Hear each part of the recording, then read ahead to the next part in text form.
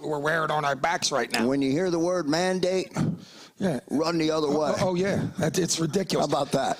Chet Thompson, President and CEO of American Fuel and Petrochemicals Manufacturers, AFPM. Chet, thanks so much for joining us for the hour. An enlightening conversation that is common sense in educating our public and our political leaders. We appreciate your time, and we can't wait to have you back on. Thank you, gentlemen. Great job. Great show. Thank you. All right, good stuff. That's Chet Thompson joining us along with J-Doc M. Joe Kraus. We thank everybody for tuning in and being a part of the Labor and Energy Show. See you next time, everybody.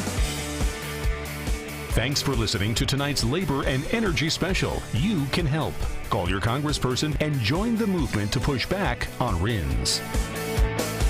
This program is paid for by Jacob Media Partners. All opinions or statements expressed on this program are solely those of Jacob Media or its guests and do not reflect the views of WPHT or Odyssey. Today's program is pre-recorded.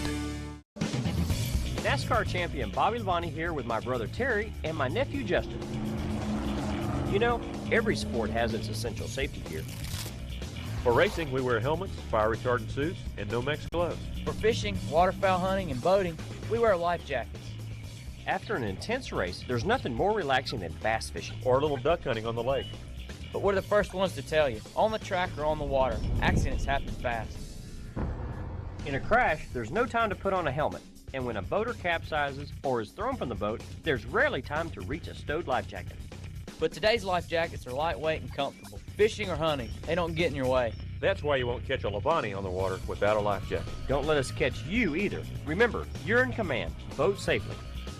This message brought to you by the United States Coast Guard. For more information on boating safety, visit www.uscgboating.org. WPHT, WPHT-HD, WOGL HD3 Philadelphia. From the Cherry Hill Volvo Studios, where relationships matter. Always live on the free Odyssey app. Live and local with Matt Rooney on Talk Radio 1210 WPHT. Well, welcome to the Banana Republic, ladies and gentlemen, and I'm not talking about that store in the mall with the expensive slim fit pants. I'm talking about a world where having an R at the end of your surname makes you a de facto thought criminal, or in the case of Donald Trump, an actual criminal. That's what Jack Smith wants you to believe. Do you agree?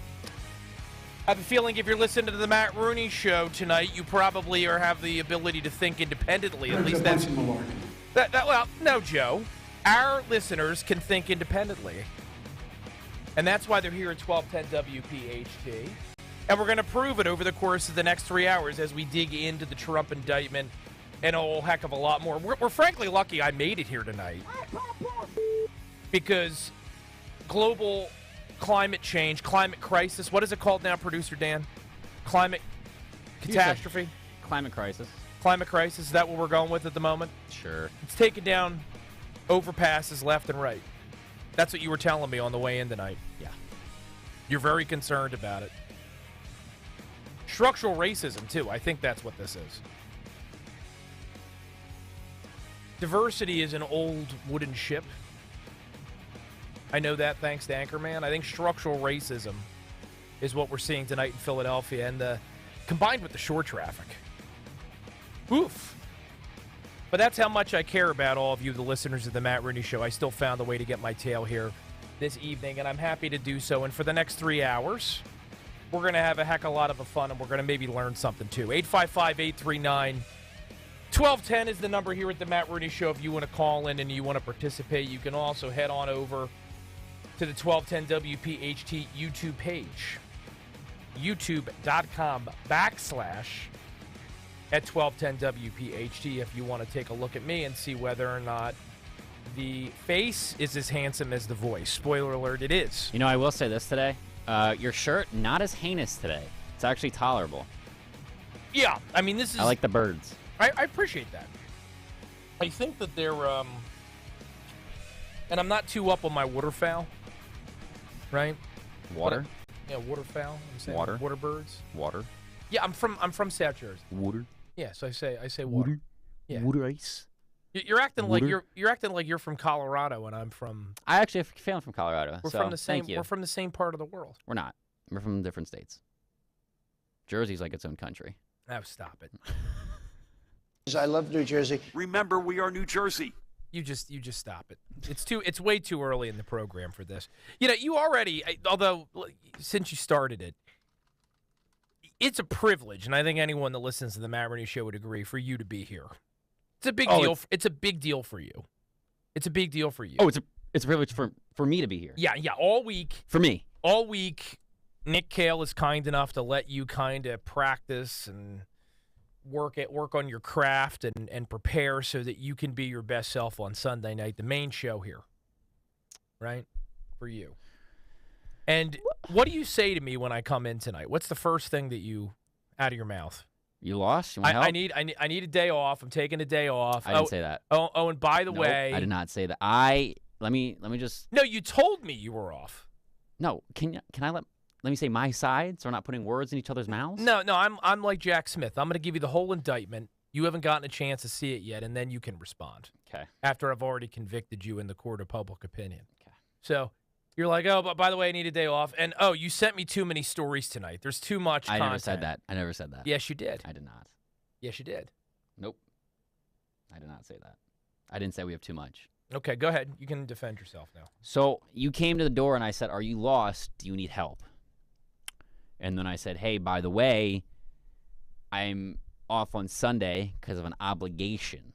You're more than welcome to take off as well if you would like. So you were giving me permission to also not come in and do my job. Well, if you want to come in, you are more than welcome to. If you want to take off because your stellar producer isn't here, then so be it. Because you're not going to have such segziness on the show. Segziness. Segziness? Seggs. What is zegnius? It's segziness. Segziness. Yeah. Okay. Yeah. All right. Yeah. So. Is that Pride Month thing? No, it's just. That's just the Dan Month thing. Yeah. It's the summer of Dan. It's okay. also Father's Day. Why would you want to be here? It's almost Father's Day. Yeah, next weekend. That's true. Celebrate it. You know.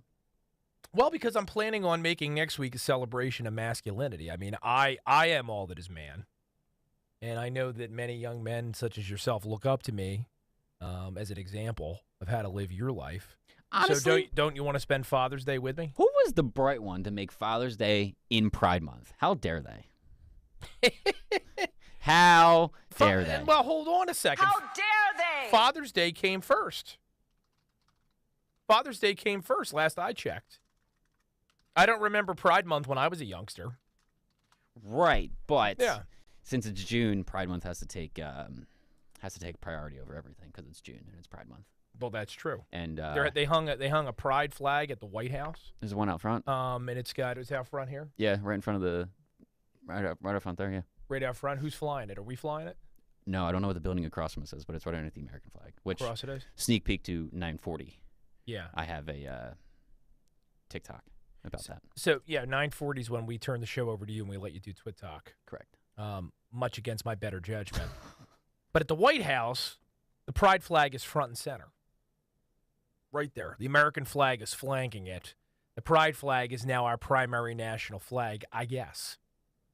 I guess that's what we are doing under the Biden administration. For, what is it? Today's the 11th of June, 2023. We might only have about a year and a half left of this, what's the word, Dan? Malarkey? Oh, sorry.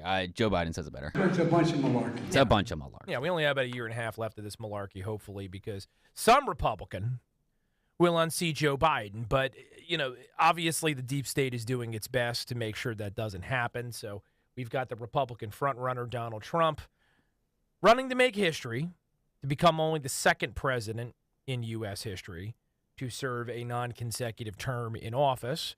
And sure enough, they have now indicted him. You may have heard this past week. And that's not news. A little bit more consequential in terms of something that maybe is newer to your radar is some of the analysis related to what's in that indictment, because it wasn't immediately unsealed. That's the way this stuff works. You find out you're being indicted, and then you get to read it. You get to read it later. One of the very fun things about our criminal justice system. So I do want to nerd out a little bit tonight, if you'll allow it. Sure, and let me use the law degree I paid a lot of money for to dig into. Oh, you're a lawyer? The Trump indictment. Look, you try to be cute, but you don't do it well. You're not that cute. I know that you found a young lady who thinks you're cute, and that's cute. Nice. She thinks I'm very cute, so I would expect the same from you. Yeah, in your can I square with you about this? I don't know why you're asking for permission. It's your show. So you're always see right there. You've always had a bad attitude, all right, for as long as you've been on the show. Let's just mark it. 10 minutes into the show, you already getting on me. But now, well, because you invite it, right? So you complain when I see you tonight that I have too much content for tonight's program. I never said you have too much. Whoever complains about that? I didn't say you had too much. Well, no, you did it. You did it in the Gen Z way. You didn't say, "Excuse me, I'd like to lodge a complaint with HR because you gave me too much work." You said, "Oh, well, we have like 50 articles for tonight. We're not going to get to them all, right?" And then you said with the clips, because I sent you a bunch of clips, important audio that I want the audience to hear. Right, and I said... And you said, well, I can't get to all these, so if you want some of them, I can cut them during the break. Correct, I said... So it's this passive-aggressive tone. You sent me like 26 cuts. All right, well, it's a 3-hour show, Bob. We don't need 26 and 3... My man, we use like 3 of them max each show. So if you want That's not true. That is true. We blow through. So if you want to cut, you tell me. We blow through, I would say, 8 to 12 clips a show. Very busy man. Minimum. All right. Well, clean out your keyboard. You're out of here. Who's back here? Is anybody back here that can operate the keyboard? Does anybody know what these lights mean? No. No one else. No one else knows how to do Crickets. this. That's why you and I are attached at the hip, unfortunately, one way or another for the next 3 hours, because I wouldn't know what to do. I don't know how any of this stuff works. The only thing I know is that I'm supposed to talk into this microphone. That is the extent of my radio technological knowledge. Correct, and I must guide you to be the best host that you could possibly be, because a 22-year-old on the road to ruin. A 22-year-old who just graduated college is going to give you the road to success as a radio host. God help us. God help us all. 855-839-1210, again, is the number. I am going to try to do a better job tonight of taking phone calls. I stink at it. Taking phone calls, but we're going to try make a concerted effort tonight. If you have something worthwhile to bring before the class, to take your phone call if you're on the line. You got to convince Dan, of course. He's a tough judge. He likes getting to talk on the program. And I think he views it as, well, if he puts you on, that detracts from him. That's just what I'm dealing with here. Why are you putting words in my mouth tonight? I'm not putting words in your mouth. This is the listeners know. The listeners know. But you can also, if you're a little gun shy and you don't want to actually call in and participate on air, you can go ahead over to our YouTube page, which I already mentioned earlier, and you can comment on there. And it usually ends up being a pretty lively chat most weeks. So we'll see if we can have some fun this evening, especially for those of you that are currently stuck on the Atlantic City Expressway or I-76 or one of the other highways and byways of our region, thanks to the collapse of a section of I-95. Speaking of YouTube, we are streaming live on YouTube at 1210 WPHT. If you want to see Matt's waterfowl shirt or think that he is as attractive as his voice is, head over to the YouTube stream at 1210 WPHT. I think they're toucans. I don't know. And No, it's not a toucan. And you could see all the videos from the past week, from the past month, past 2 months, and you can see, more importantly, Matt and I. So, youtube.com/@1210 WPHT. Bonus points if you can tell me what this bird is. You know what I actually think this is? I think that this is a blue heron. Okay. I think that's what that is. Any bird watchers out there? That's what I thought it was. And I just looked it up, and it looks like a blue heron. Yeah, so we got that figured out. It's a stork. No, it's not a stork. Storks don't have that bluish hue or that long. I don't think they have a long orange beak, do they? They could. No, maybe it is a stork. You're right. It kind of looks stork-like. I don't know what this is. I don't know what's on my shirt. I just know that I wore it with the thinking that I didn't want to be ribbed by you for wearing something that you thought was obnoxious. I complimented it. I said it's a great shirt. It's not heinous. Yeah, I wore the other one that has, but it doesn't have parrots. That has flamingos on it. Heinous. And that triggered you. Heinous. You were having problems with that. No, the one shirt that really triggered me was your lime green one. The lime green That one. was heinous. Yeah. Well, terrible. But when you wear your lime green shirt, make sure you tell me so I can match it with my lime green shoes. Well, maybe I need to get lime green shoes. If you want to be a highlighter, go for it. All right, cool. Challenge accepted. Challenge accepted here on the Matt Rooney Show. We're going to take a break so we can gather our material, all that material that Dan's anger we have, because he says there's too much of it.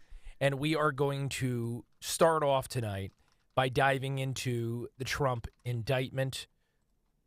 We know why it's happening. I think we should talk about what everyone really wants to know, what the strength of the indictment is, and also what it tells us about the left strategy in 2024 and beyond. 855-839-1210 is the number. I am Matt Rooney. This is the Matt Rooney Show. Quick break. Then we're going to kick the show off in high gear in just a moment. King Shooter Supply, a full-service gun store, licensed FFL, buy, sell, trade, all sorts of accessories, and indoor range and training center is open in King of Prussia with lessons and classes for all shooters, such as parent and child gun safety and range time, weekly cleaning classes, and pistol red dot. Check out all the offerings. Membership options include law enforcement, military, first responder, and seniors. Stop in to see King Shooter Supply, 346 East Church Road in King of Prussia, or find them on Facebook, kingshooters.com. Now open Sundays too, noon till 6. Hi everyone, this is Stephanie Kelly from Emmons Roofing and Siding, and I have some exciting news to share. Emmons has partnered with SunPower, the top-rated home solar company in New Jersey. SunPower has been leading the solar industry for over 37 years and is the only U.S. solar company that's lasted longer than their 25-year warranty. Kill the bill. The energy bill, that is. Imagine no more high energy bills, while all the while helping reduce your carbon footprint at no cost to you. It's a win-win. Yes, we now offer solar, but remember, if you need a new roof, siding, doors, windows, or interior remodeling, don't wait. Right now, Emmons is offering all 1210 listeners 10% off roofing, siding, and Anderson windows. And we are continuing to offer 12-month same-as cash financing. And don't forget that lifetime warranty on your roof. Give us a call today for a free estimate at 856-885-6677, emmonsroofing.com. Roofing, siding, windows, doors, kitchens, baths, and solar. Trust Emmons to be your first and last stop for all your home improvement needs. emmonsroofing.com. Don't miss the Education Show with Dom Giordano every Sunday morning at 5:30. Find out how you can help your child or grandchild succeed. Sponsored by New Hope Academy. Suicide is something that affects all of us, and we can all play a part in saving lives. Join the movement to fight suicide and to make a difference in your community by walking out of the darkness with us on Sunday, October 1st at the Philadelphia Art Museum. Help spread awareness and understanding. Send the message that help is available and raise funds for the American Foundation for Suicide Prevention. Register today at afsp.org/PhillyWalk. That's afsp.org/PhillyWalk. Join us at Odyssey as we all do our one thing, together millions of things for our planet. When buying toys for your pet, look for natural materials like cotton, rope, wood, or bamboo. When we each share our one thing, it becomes a million things for our planet. What's your one thing? Calling on Percy to follow Talk Radio 1210 WPHT on the free Odyssey app. Download it now.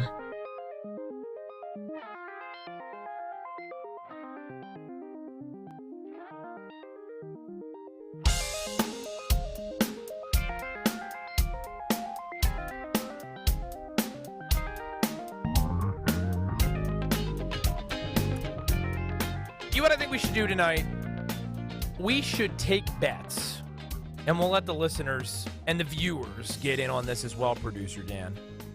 How long is it going to take for the feds, the state of Pennsylvania, city of Philadelphia, everybody that's going to play a role in this thing, to rebuild that relatively itsy-bitsy section of 95?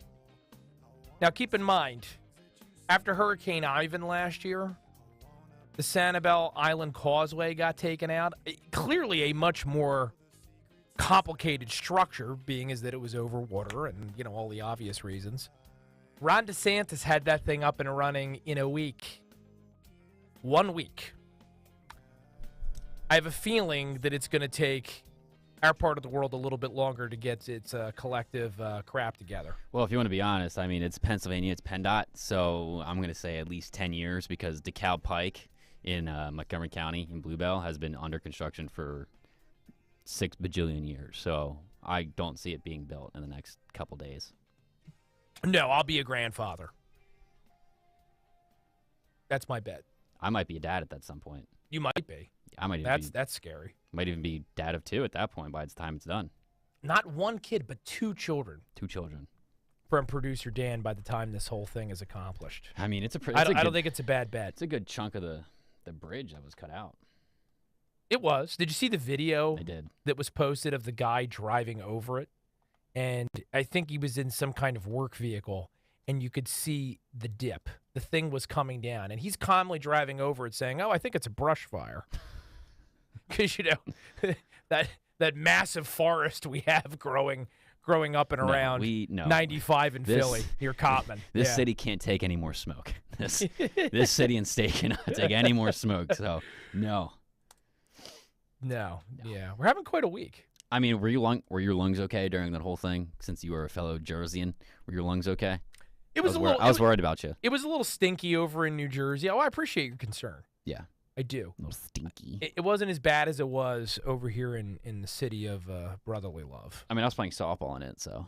You played softball in it? On Wednesday. You're so tough and so hard. I'm on a co-ed softball league. Yeah. I kind of like the campfire smell. I don't know. So do I. I love everyone's the campfire complaining smell. about. I love the campfire smell. Yeah.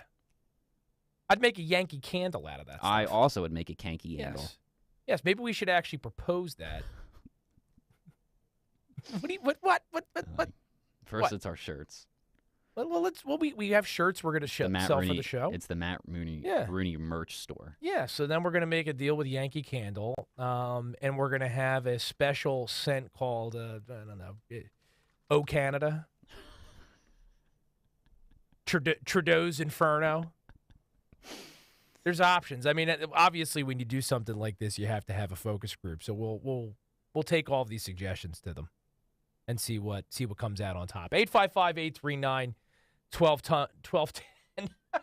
I think the smoke's getting to you already. I was going to say, I think I'm asphyxiating over here, right? 855-839-1210 is the number here at the Matt Rooney Show if you want to call in and you want to participate on tonight's program, which I mentioned in the first segment. Lucky to be here tonight because the traffic was so miserable. I thought for a split second that I was going to have to do the show from my car. That might be a first for the station. Has anyone ever had to do that?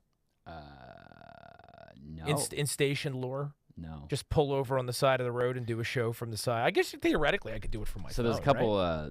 You could. Just do me like a call-in guest. It wouldn't be the best audio quality, but. You could. You want to. I don't want to do that. There's a if I had to. It's better than missing a show. There's positive feedback on YouTube already. Melvin Popover says, great job you guys are doing. I appreciate that. Best Melvin. Live show every Sunday night, so thank you, Melvin. Which is really saying something because there's like 3 in the entire know, country. We're the only ones, that's fine. Margaret, love the show. My husband, Mike, and I. By the way, any call from Ed Durr tonight? Nope, not tonight. Sorry to burst your bubble. And Mike Carr, cheers to one of the Sunday shows of all time. Wow. Universal acclaim. Love my fans. And that's what he thinks. He thinks our fans. Thinks that they're all his fans, which is adorable. The whole Ed Durr thing, and we are going to talk tonight about the New Jersey primary, those of you on the eastern banks of the Delaware. We had our vote last week. There were some interesting results.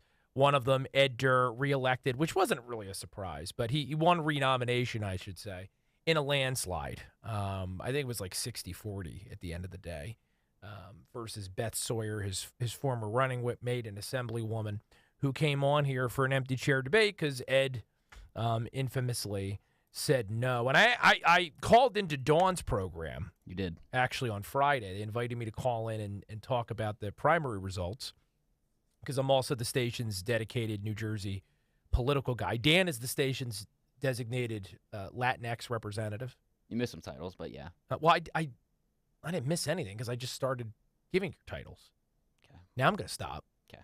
Now I'm going to stop. That's fine. In your box. I am in my box.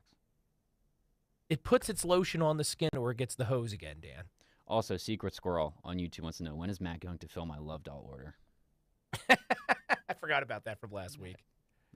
Yeah, you have any update on his Love Doll order? I didn't know I was supposed to get one for you, Secret Squirrel. I'm a little disturbed that that's what you remember from last week's show. But I will direct message you Dan's personal address, and you could go pick it up there. So there you go. sure Dan will be perfectly okay with Sure. that. Yeah, no, absolutely. Absolutely. But in any event, let's get down to business here. Let's talk about Donald Trump, and he's facing 100 years in jail. That's the rough tally, assuming he was convicted of everything and assuming that the federal judge, after he was hypothetically convicted by a jury of his peers down there in, I think it's Palm Beach County. Correct. Where the actual trial would be taking place. It was a smart move by Jack Smith to move it down there because now he can say, hey, you know, it's MAGA country, folks. It's not Washington, D.C. There's no chance that Donald Trump, and I hope this is an obvious statement for anyone who hasn't been living under 6 rocks over the course of the past few years. There's no chance that Donald Trump could have gotten a fair trial in the District of Columbia. Not happening. That is Deep State Central. He is reviled in and around that city. No chance. And that's the same concern about the New York case that Alvin Bragg bought. It's much less serious. He's not going to jail for anything that's happening in New York.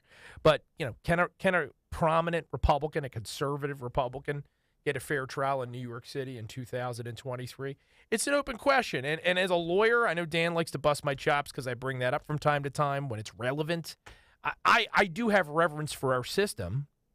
Unlike the left, I think that our system, while imperfect, is still the best that's ever been contrived by any nation state anywhere in the history of the world. So the fact that we now have swaths of the country that are so mired in partisan brinkmanship that it is seriously in doubt whether certain people, because of the letter at the end of their name, R or D, can get a fair trial. The fact that that's where we're at, I take no joy in it. It's a sad pass. I don't think anywhere he's going to be able to get a free trial. I think you have Trump haters all over the country, and he's not going to get a free trial no matter where he's at. Well, whether or not he can get a fair trial somewhere else, though, isn't necessarily a measure of whether there's biased people. And look, you make a fair point insofar as think about one of the unique things about Donald Trump. He is one of the universally recognized people in the world. There's only a handful of people in the world that everyone knows, and he is one of them. So normally when we talk about a celebrity trial or a high-profile trial, you maybe want to move it to a different jurisdiction in order to allow for the fact that wherever the case would ordinarily be brought, everyone's heard of the case, everyone's aware of that person, and therefore everyone has a bias. There's no place on the planet you could take it for Donald Trump. So that point is valid. Everyone has an opinion of the man. But in southern Florida, he at least has a chance of maybe getting, if not an acquittal, a hung jury, because there's someone down there that's going to be sympathetic to him and his case and are going to see this for exactly what it is. And I think that this is the point that has been frequently either missed entirely or deliberately played down in the media coverage, the mainstream media coverage of this indictment. Is Donald Trump guilty? We can, and maybe we will get into a little bit tonight, the ins and the outs of the charges and exactly whether or not they have merit, whether or not some are stronger than others. That's not the point. The point here is that when you live in a country where only certain things are criminalized for certain people, you no longer have a true justice system. Justice applied unequally is not justice. It's the weaponization of prosecution. Government's most awesome power is to take away your liberty and put you in jail. Right? Sounds like an obvious statement, but think about that for a second. They tax you. They tell you that you have to drive on a certain side of the road. There's many things that you are required to do or is required of you as a citizen of the space that you occupy. The number one thing the government can do, short of taking away your children, is put you behind bars and deprive you of the right to go to Wawa and get a coffee, go to the Jersey Shore in the summer, whatever it is that you do to fill your days. Okay? That's what they want to do to Donald Trump. And when you're in a position where the government says we're going to charge one person who committed an almost identical offense to the other person we're letting off the hook, and the determining factor is the one person is a Democrat that we're sympathetic to and the other person's a Republican who we think is a bad person, and we don't want to see them in office ever again, That's Banana Republic territory. And not much else matters to me in the political analysis. It really doesn't. It really doesn't at all, because I have a low tolerance, and Dan's not going to believe this because he thinks that lawyers just like to lawyer and puff out their chests and prove how much they know. That's not what I like to do. I actually don't like most lawyers. Any decent lawyer will agree with that statement. But a legal discussion is different than a political discussion. Whether or not someone's guilty of a charge is something that we can talk about and will talk about. The politics is really all that matters for the public discourse. It's not something we want to make a practice of where we are litigating in the public arena whether somebody's guilty or not. You don't have all the evidence. You weren't there when these recordings of Trump were purportedly being made. You weren't in the room. You didn't see whether or not, for example, he showed anyone these battle plans that were referenced or allegedly referenced during this discussion with a reporter up at Bedminster in New Jersey. There's always a New Jersey angle, isn't there? You weren't there. That's why we have juries, because there's a jury that eventually is going to see this evidence, hear the testimony, and be able to make a more informed decision than any 12 random jokers on Twitter ever could. All that matters, and all we really should be talking about in the public discourse right now, is whether or not there's a political problem, and there quite clearly is. You don't want to live in a country where the current president of the United States, his underlings, indict the guy who is currently leading him in the polls. I can't believe I have to defend that proposition, but that's where we find ourselves today, and that's the argument I've been getting into on Twitter over the course of the past few days. I know many of you are in the same position on social media. Our friends on the left, they just see orange. They hate this man, and they want to see him punished for all of his sins, both real and imagined, with no consideration for the fact that now that Jack Smith and Merrick Garland have opened Pandora's box, don't you think this is going to happen to a Democrat president down the road? And maybe that person will deserve to go to jail, and maybe they won't. But here we are. We've officially arrived at the Banana Republic stage. And that's why I joked about this earlier this weekend on Twitter, and some people don't have a sense of humor. I said eventually, when we're conquered by the Chinese and there's some communist professor teaching at a formerly American university about how the American political system went off the rails, Jack Smith is going to figure very heavily into this discussion, because this is going to be remembered, unless we turn things around here, as one of the tipping points. When we were no longer a nation of laws, we're a nation of men, hyper-partisan men, men who no longer cared about a republic that, at least when it came to the justice system, stuck to the facts, was blind as to political party ambition. No, we became a place where it was perfectly acceptable to use the power the voters gave you to punish your opponents.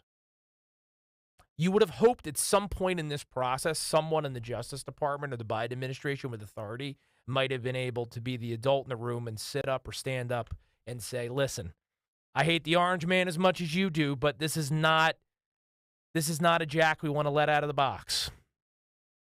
No one in that administration, no one in that Justice Department was willing to be the guy or the gal. Where do we go from here? I don't know. I'm supposed to be the optimist. I'm supposed to tell you that our best days are still ahead of us. I genuinely and generally still believe that. But you have to understand, and Producer Dan, I don't know how you feel about this, you have to understand, at least to some extent, the impulse on the right to rally around the Trumpster right now, even if maybe you were planning on going in a different direction at this early date in the Republican primary. I know, Dan, for example, you love Ramaswamy. I do. You're all in for Ramaswamy. You're like 5 seconds away from getting a Ramaswamy tattoo to go next to your Batman tattoo. I wouldn't say all in, but I do. He intrigues me. Yeah, but, I mean, well, let me ask you, because you're one of my favorite focus groups. You're a focus group of one. Does this make you more or less likely to support Donald Trump in any way?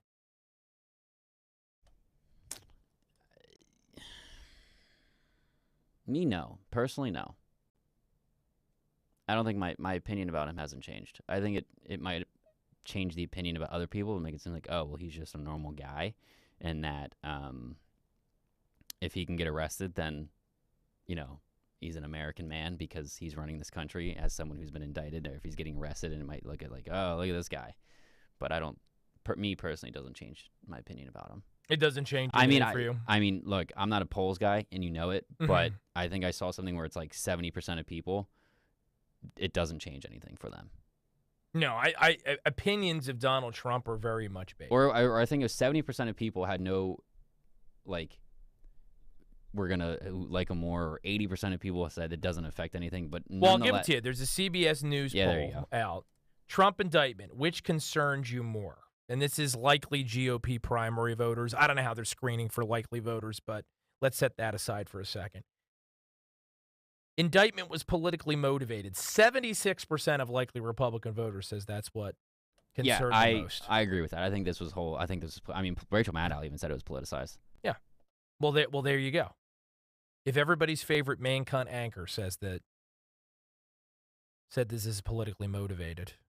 She didn't physically come out and say it was politicized, but she alluded to that in her monologue over the weekend. Well, because they can't help themselves. They're just so gleeful at the prospect that this guy could do hard time, do essentially life in prison, because Trump's pushing 80.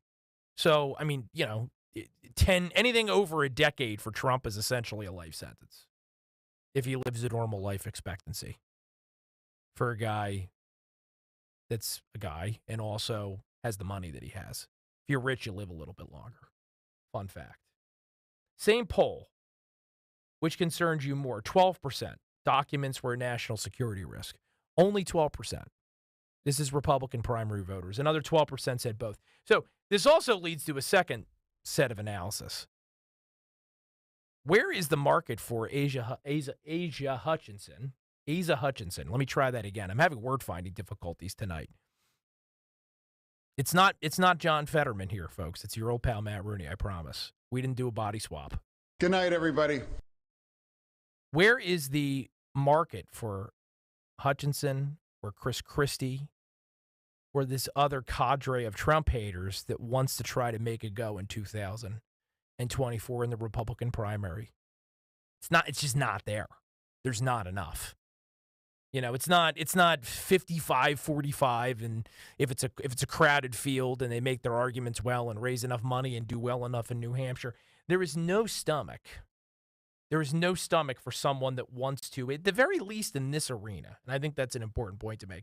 There's no stomach in the Republican Party right now for somebody capitalizing on what is clearly seen for what it is, a political prosecution. So, I think it's extremely telling that Chris Christie, for instance, our former governor of New Jersey, his rotundity is primarily going to CNN. How many Republican primary voters watch CNN? Oh, I can answer this one. Lay it on us. None. Boom. Ding, ding, ding. Circle gets the square. None. He's trying to sell books. He's trying to get a cable news gig.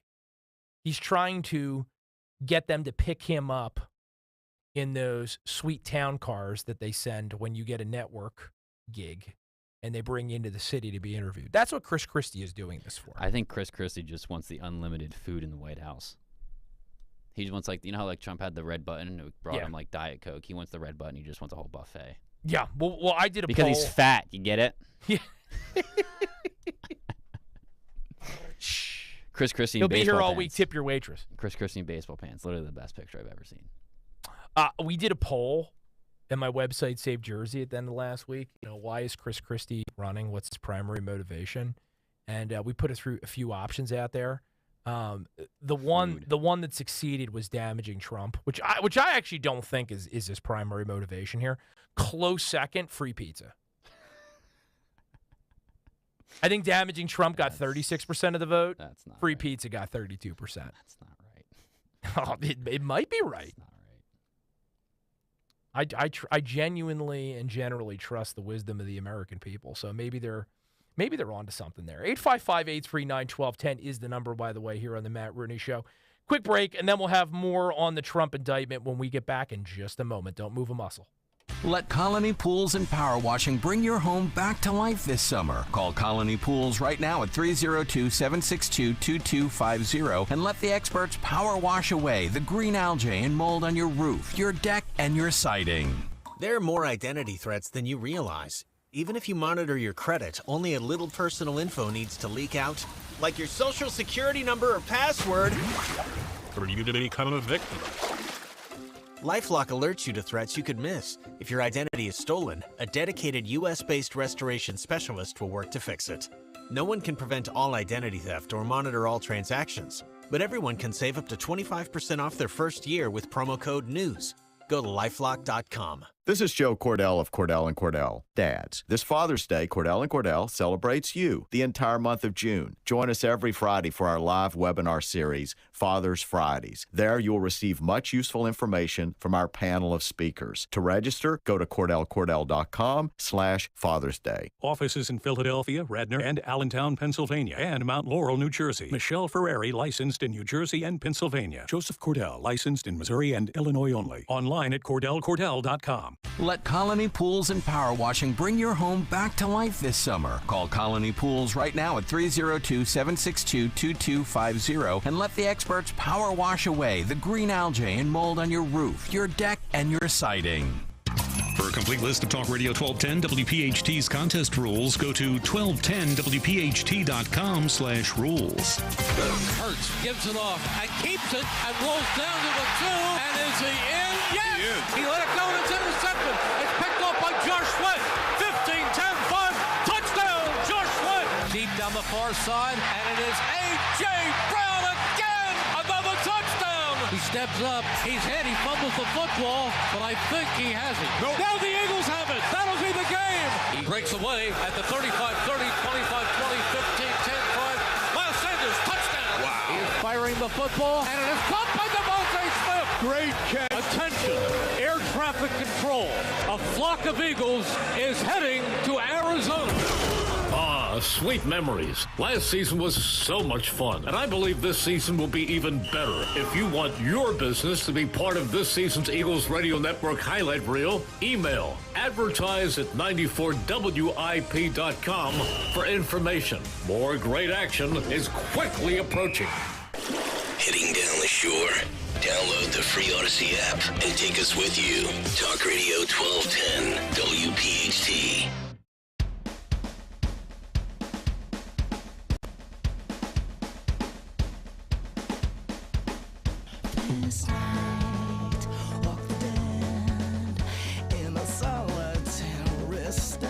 I'm guessing there's a theme tonight to the music. There always is. Is there? I don't know. I'm asking you. So you got to find out. All right, so that's a yes. So that's another interactive element to the program tonight. How long is it going to take to rebuild 95? What is the theme of Dan's music? I don't have any idea. And how long is it going to take for you to get it? Yeah, last week was a slam dunk for me right out of the gate. It was, yeah. Because last week it was Pride Month. Yeah. And well, it still is Pride Month. And it is still Pride. Well, don't we know it? It feels like it's been Pride years. It drags on endlessly. I don't even pretend to like it anymore. Yeah. You know, where's my month? I don't have a month. You want a Matt Rooney month? There should be a Matt Rooney month. Declare a month. Go for it. Right now. What the heck? Right now. And you know what? I'm not going to demand that. You want a week? I'm not going to. Week. I'm not going to demand that Target sell any merchandise so that people can shape themselves more like me. But maybe I should. Matt Rooney month, you can buy a shirt that gives you like kind of a dad gut. No, your shirts are going to be heinous. They're all going to be dad shirts like yours. Heinous dad shirts. Heinous dad shirts. Thong flops. Can have it all, baby. Can have it all. Isn't that more fun than Pride Month? Yeah, I would enjoy Matt Rooney month. Yeah, Matt Rooney month would be a decent thing. And you know what the beauty of Matt Rooney month would be? There's no virtue signaling allowed, right? You're actually shamed for celebrating Matt Rooney month. That would be part of it. It'd be kind of like a reverse Festivus. People would be encouraged to degrade you if you're trying to make it too big of a deal out of it. We should work on this. Add it to the workshop pile. 855-839-1210 is the number here on the Matt Rooney Show this evening. Back to the Trump indictment for a second here. specifically Chris Christie's role in this whole thing. Because I don't think there's lots of things that are not getting enough attention right now. One of them is how gigantic of a loser Chris Christie is, and how much of all of this stuff that's happening right now in our country is his fault.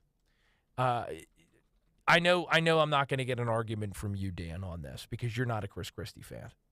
Only if he's in baseball pants. You and the Christie baseball pants.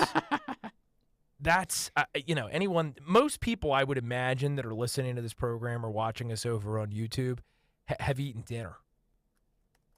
I mean, I'll put the picture on YouTube. That's fine, because then at least it's giving people some fair. You can't just spring that image on people.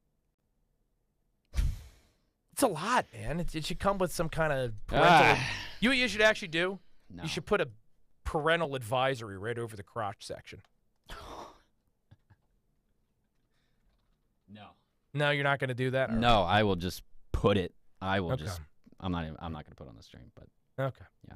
So keep this in mind. Keep this in mind. We've got two competing things going on right now. You've got the Trump Jack Smith indictment, which is the true and present threat to the Trumpster right now unfolding in Florida. Meanwhile, you have an investigation that the deep state's doing the best it can to thwart into. And, when you compare the seriousness of these two cases, they're not even in the same ballpark. Joe Biden allegedly accepting a bribe, a multi-million-dollar bribe. Just this week, the FBI director, Christopher Wray, finally agreed to comply with the subpoena. House Republicans were looking for a document which, again, allegedly details a $5 million criminal scheme with Joe Biden, who was vice president at the time. And on the other end of this transaction, a foreign national. The idea was money's exchanged, and that will impact policy decisions. Far more serious than Donald Trump at a golf club bragging about having a classified document. Objectively, unless you're a complete partisan hack, there's no way to disagree with that. So Wray finally agrees this week to turn over the document. How did Christopher Wray become director of the FBI? Do we remember? Does your memory go back that far? Because plenty has happened over the course of the past several years. I'll just throw it out there for you. I won't bury the lead.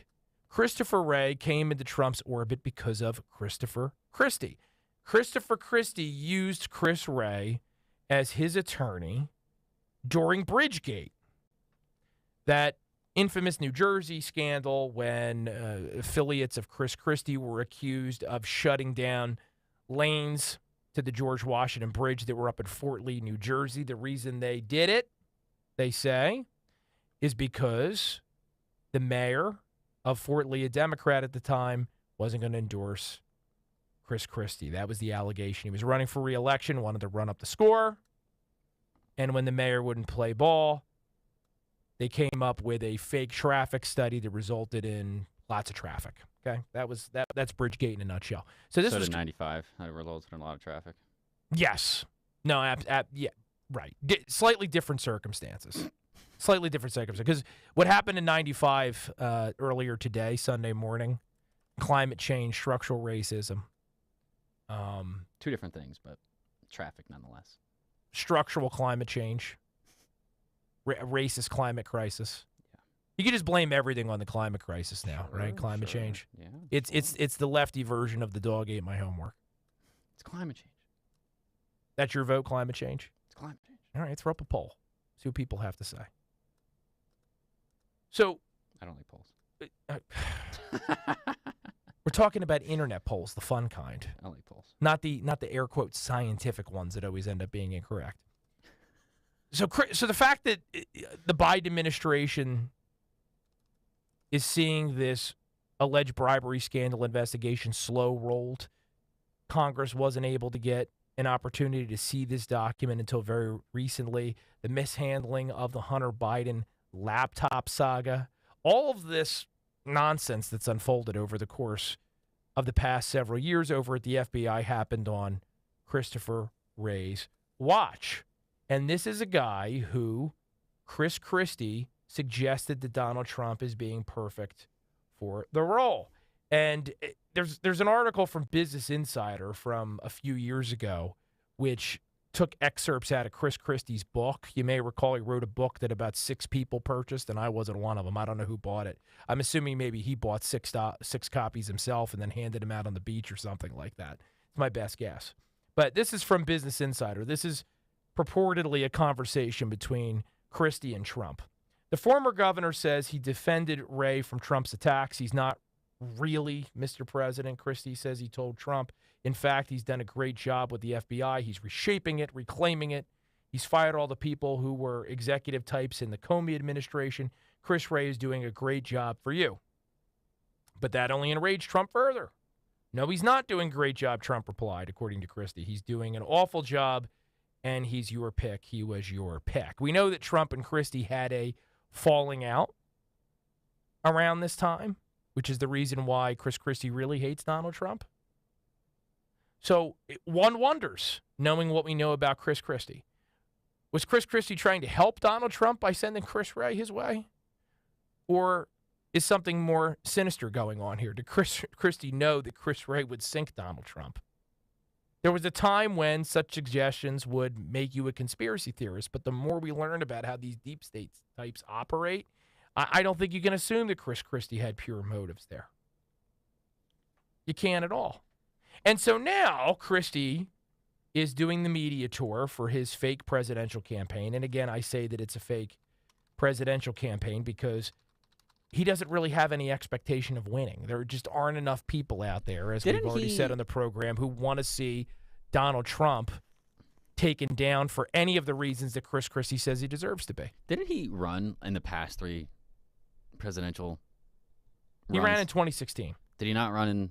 He didn't run in 2020. Not 2020 yeah. Because Trump already had the nominee. But yeah, he ran in 2016, and he came in out of 5th or 6th place or something really pathetic in New Hampshire. So what makes him think that he's going to get it now if he came in 5th or 6th in 2016? He doesn't think so. He has no real expectation of winning. It's the free pizza then. It's the free pizza. This is a hustle.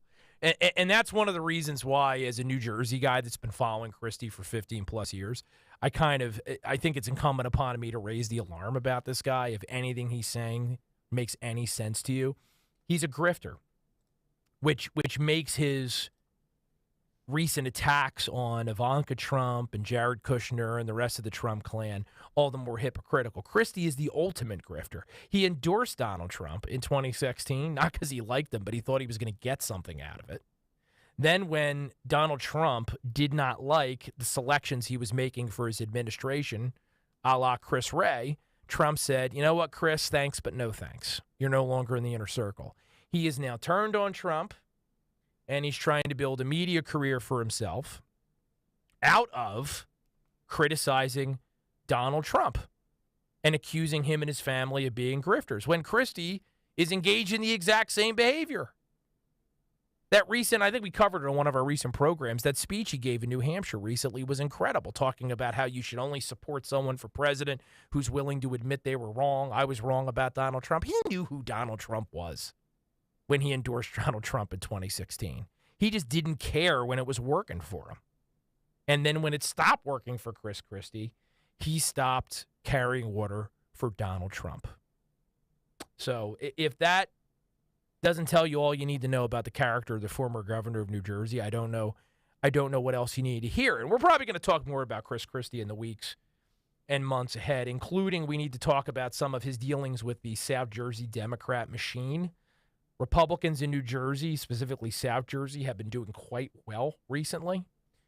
South Jersey, they're on the march. The Democrat machine is on the ropes. Chris Christie was an ally of the Democrat machine in South Jersey when he was in office, including George Norcross. So, he wants you to believe, Chris Christie, that he is the one that's going to tell you the truth and he's going to be the one that's going to drain the swamp. He was the ultimate swamp creature when he sat on the throne in Trenton during his 8 years as governor. So I'm a one-man Christie Truth Squad. I'm tempted, Dan, to buy a ticket. Or maybe you and I'll do a road trip. We'll ride up to New Hampshire, and I'm just going to hang out in a street corner with a sign, ask me about Chris Christie. Before any New Hampshire primary voter makes the mistake that we made here in the Garden State. I mean, he was your governor, so. He was. So people in New Jersey seem to like him. No, they don't. Are you kidding? Yeah, well, they voted him in. No, back then we did. We were fooled. You're going to be fooled now? No, there was a recent poll. Less than 20% of New Jersey Republicans said that and I think it was a Monmouth University poll, less than 20% of New Jersey Republicans said that they were open to voting for Chris Christie for president. Think about that for a second. It's like if you played on a sports team and 4 out of 5 guys you played with said that they would never play with you again. Chris Christie is like the collegiate team to a baseball organization. He's the lowest of the low, but people still support them. You know, like you have the collegiate teams in the MLB, and then they get bumped up to like the lowest level minor league, and then they get bumped up, and they keep getting bumped up until they get to the MLB. It's like Chris Christie. He's in the minor leagues until he keeps getting bumped up because he thinks he has a chance, but he just sucks at what he does. Here's the problem. He's a very talented guy. Sure. But his brand was authenticity. I remember when he first ran back in 2009, so many New Jerseyans who did not agree with his politics would say, you know what, I don't agree with Chris Christie on this or that or the other, but wow, he really tells it like it is. And that's the brand that he's still trying to recycle for this second soon-to-be failed presidential bid. But the problem is we've seen the real Christie. We've seen the ugly side of him. We loved him when he was bullying bullies. And those audio clips and video clips of him went viral back in 2009, 2010. But then when he started bullying average people, and that started to get caught on tape. And then when Bridgegate happened and many Americans realized for the first time that, no, he wasn't really Ronald Reagan, the second coming of the Gipper. He was kind of the second coming of Tony Soprano. There is a YouTube comment from Bix. What's Christie's stance on the windmills? What's Christie's stand on the windmills? I don't know if he's taken a stand. I haven't heard him comment on it. And, you know, Bix, I don't know if this is what you were intending to make as a point, but you've stumbled upon something. Asa Hutchinson, Chris Christie, many of these Trump haters that are right now grifting in the GOP primary, have you heard a positive vision for the future of this country from any of them about anything? I could not tell you what Chris Christie's running on in 2024, assuming you accept that this sham of a campaign is a real campaign. Have no idea. He hasn't said anything about taxes. He hasn't said anything about the border. He hasn't offered a proposal about how he's going to get some of these entrenched bureaucrats out of Washington, D.C.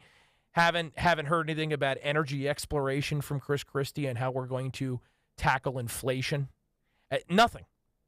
Again, I think you could read something into that, which is that he's not serious. This is not a serious campaign. He's going and he's talking to Anderson Cooper on CNN for a reason, because he wants the left to love him. He wants to have gigs on cable news shows, on network news shows. He wants them to buy his book. And there's so many people that have made a grift off of just criticizing Donald Trump.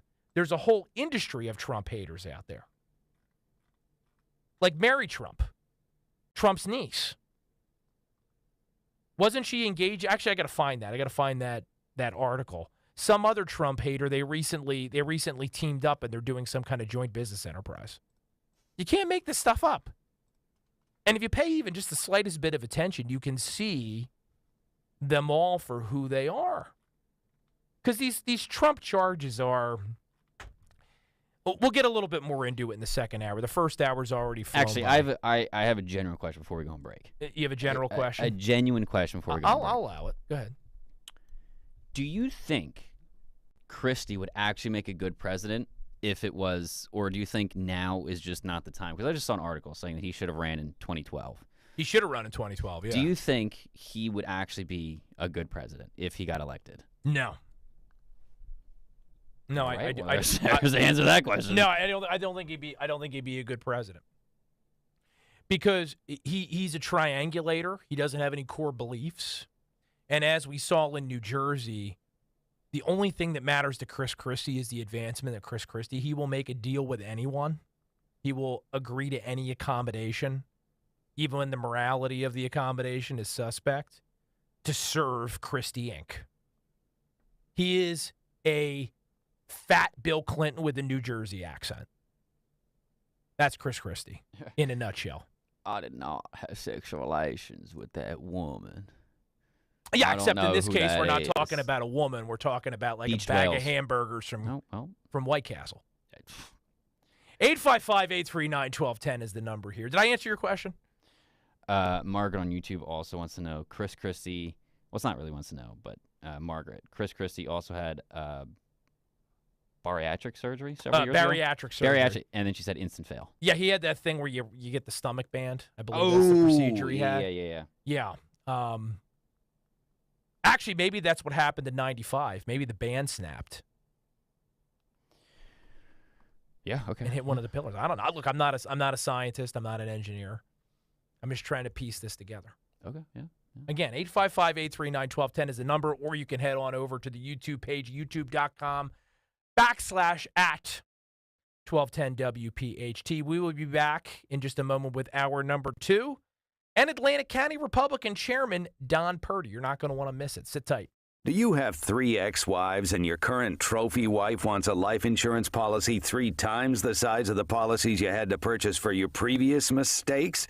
If so, you need to call Big Lou at Term Provider, 800-700-6898. Big Lou is intimately familiar with your problems, and if you're 50 or 60 years old and in reasonably good health, a $1 million policy should only cost about $100 to $200 per month. Big Lou may have a solution for your previous policies as well. You may even save enough money to lighten the load on your new $1 million policy. Remember, call Big Lou. He's like you, except he's only on number 2. Call Term Provider at 800-700-6898. That's 800-700-6898. For $1 million in term life insurance that you can live with. Call Big Lou at 800-700-6898. 800-700-6898. Prescriptions require an online consultation with a healthcare provider who will determine if appropriate. Restrictions apply. See website for details and important safety information. Subscription required. Price varies based on product and subscription plan. Hey guys, did you know there's a generic form of Viagra that works just the same, but is 95% cheaper?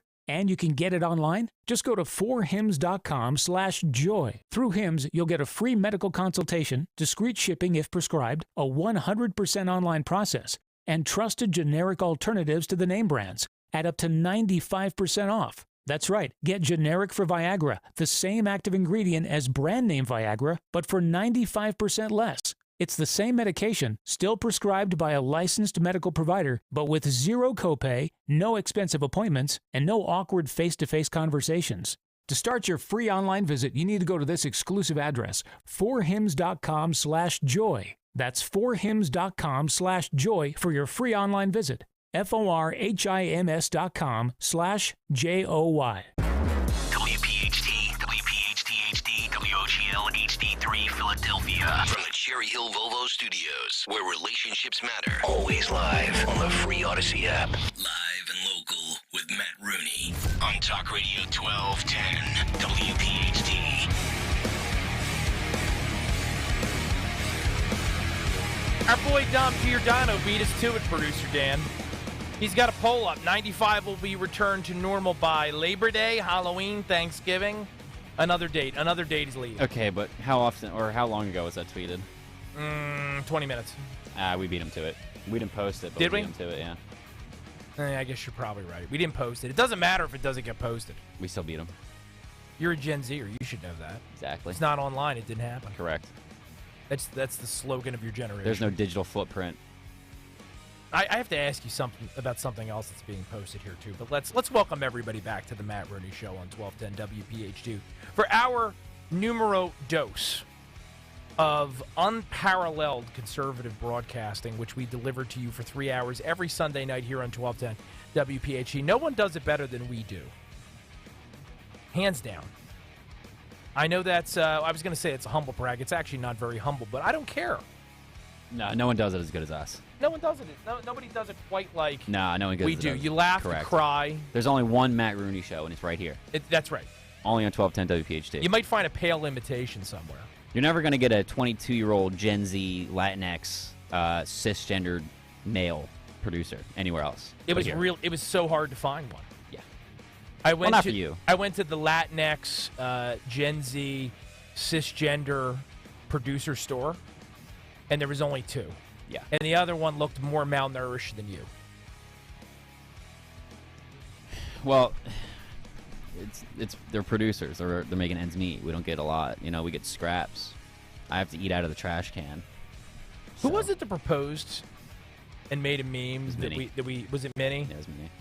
That we donate like 20 cents a day to feed you? Yeah. I think we need to do a thing. Also, don't be surprised. Someone in the chat called you Counselor Matt Rooney.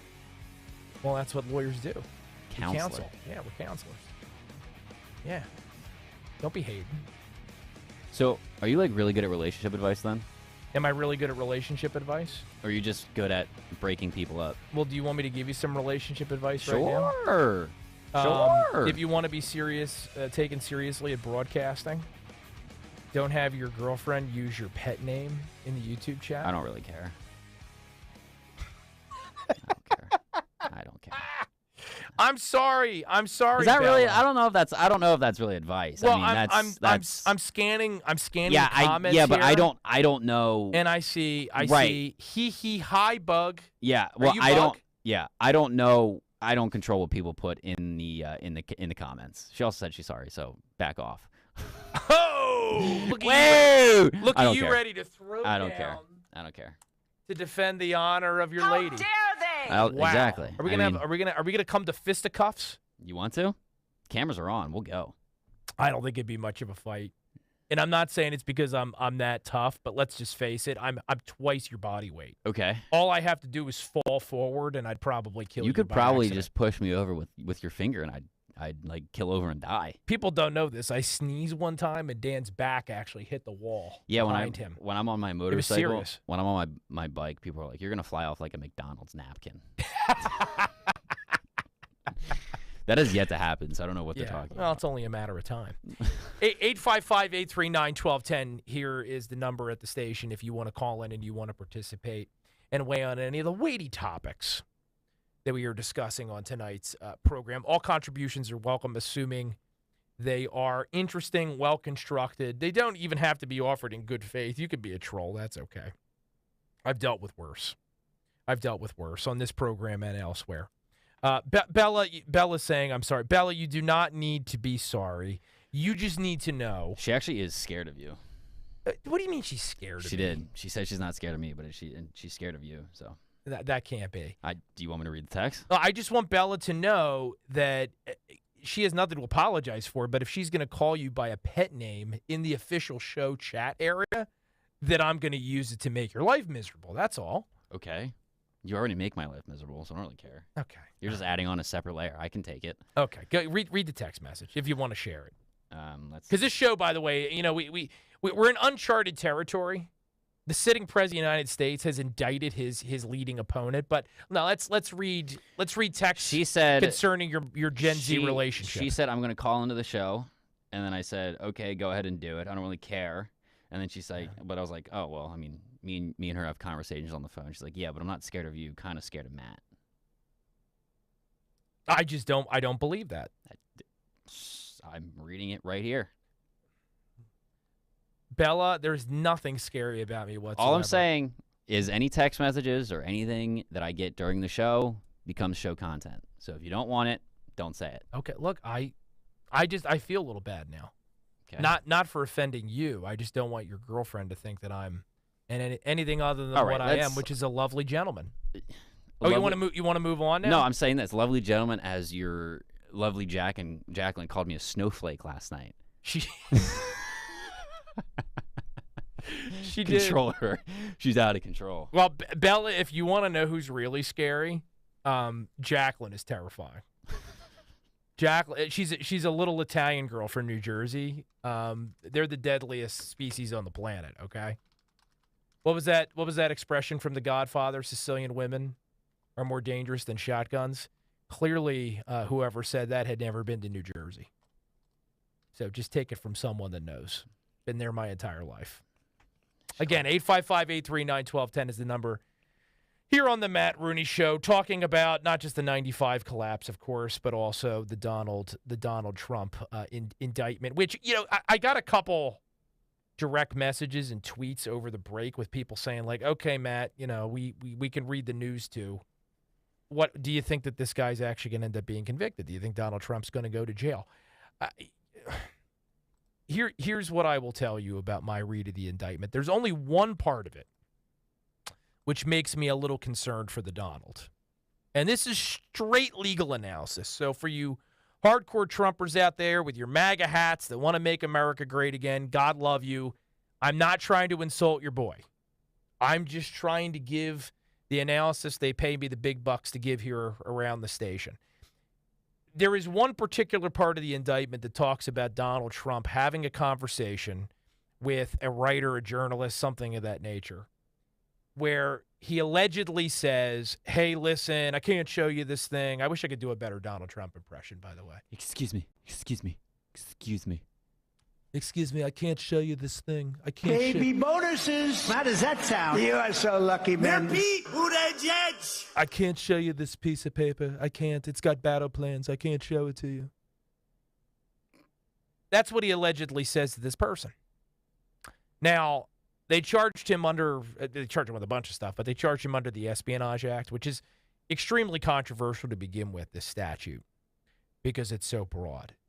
But the question, and I think that ultimately Donald Trump's possible freedom will come down to whether or not he actually showed that reporter, that journalist, that writer, whatever, the document, or whether he was just bragging as Donald Trump is wont to do and saying, hey, I have this thing and I can't show it to you, but it's here. Because the way that statute is written, they have to show a certain mens rea. They have to show a certain criminal intent on the part of Donald Trump. And it may come down to whether or not that person actually saw the paperwork. Whatever it was. We don't know exactly what it was. It's been speculated that maybe it's a battle plan for attacking Iran. I'd imagine the Pentagon has all sorts of contingencies to attack all different sorts of people. Here's the thing. And countries. Here's the thing. As president and ex-president, or as president essentially, don't you have the power to classify and declassify any document that you want? Well, that's the problem, right? Because they're alleging that Donald Trump is saying that it's still secret. So if Donald Trump had said, he of course would have been best off if he didn't say anything at all. And this is the ongoing frustration. I'm going to answer your question here, Dan, but a quick diversion. The frustration with me as a Republican primary voter, as much as I appreciate much of what he's done, the unforced errors get a little annoying. And I know many of you, even many of you that like Donald Trump out there, agree with me. Okay? And it's one of the things that gives me pause about supporting him in a primary. General election versus Joe Biden, there's a couple stumps out front of the studio that I'd vote for before I voted for Joe Biden, so we don't even need to have that discussion.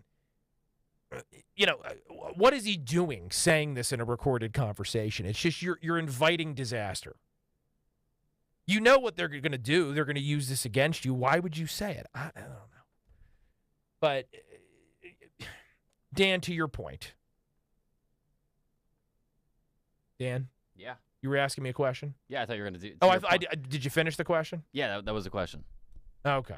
I didn't know if there was more to it or not. No, he has the power to classify and declassify documents. Yeah, no, he can, but the problem is he's allegedly on tape saying he did. Okay, well then he's just an idiot for doing that. Yeah, I mean, and I think these two things can coexist, right? They both can be true. You can say that this is a political prosecution and that this is extremely dangerous to our republic and Donald Trump is being poorly treated, but also acknowledge the obvious, that Donald Trump is a sloppy big mouth that often says dumb things that he shouldn't, which make his job harder.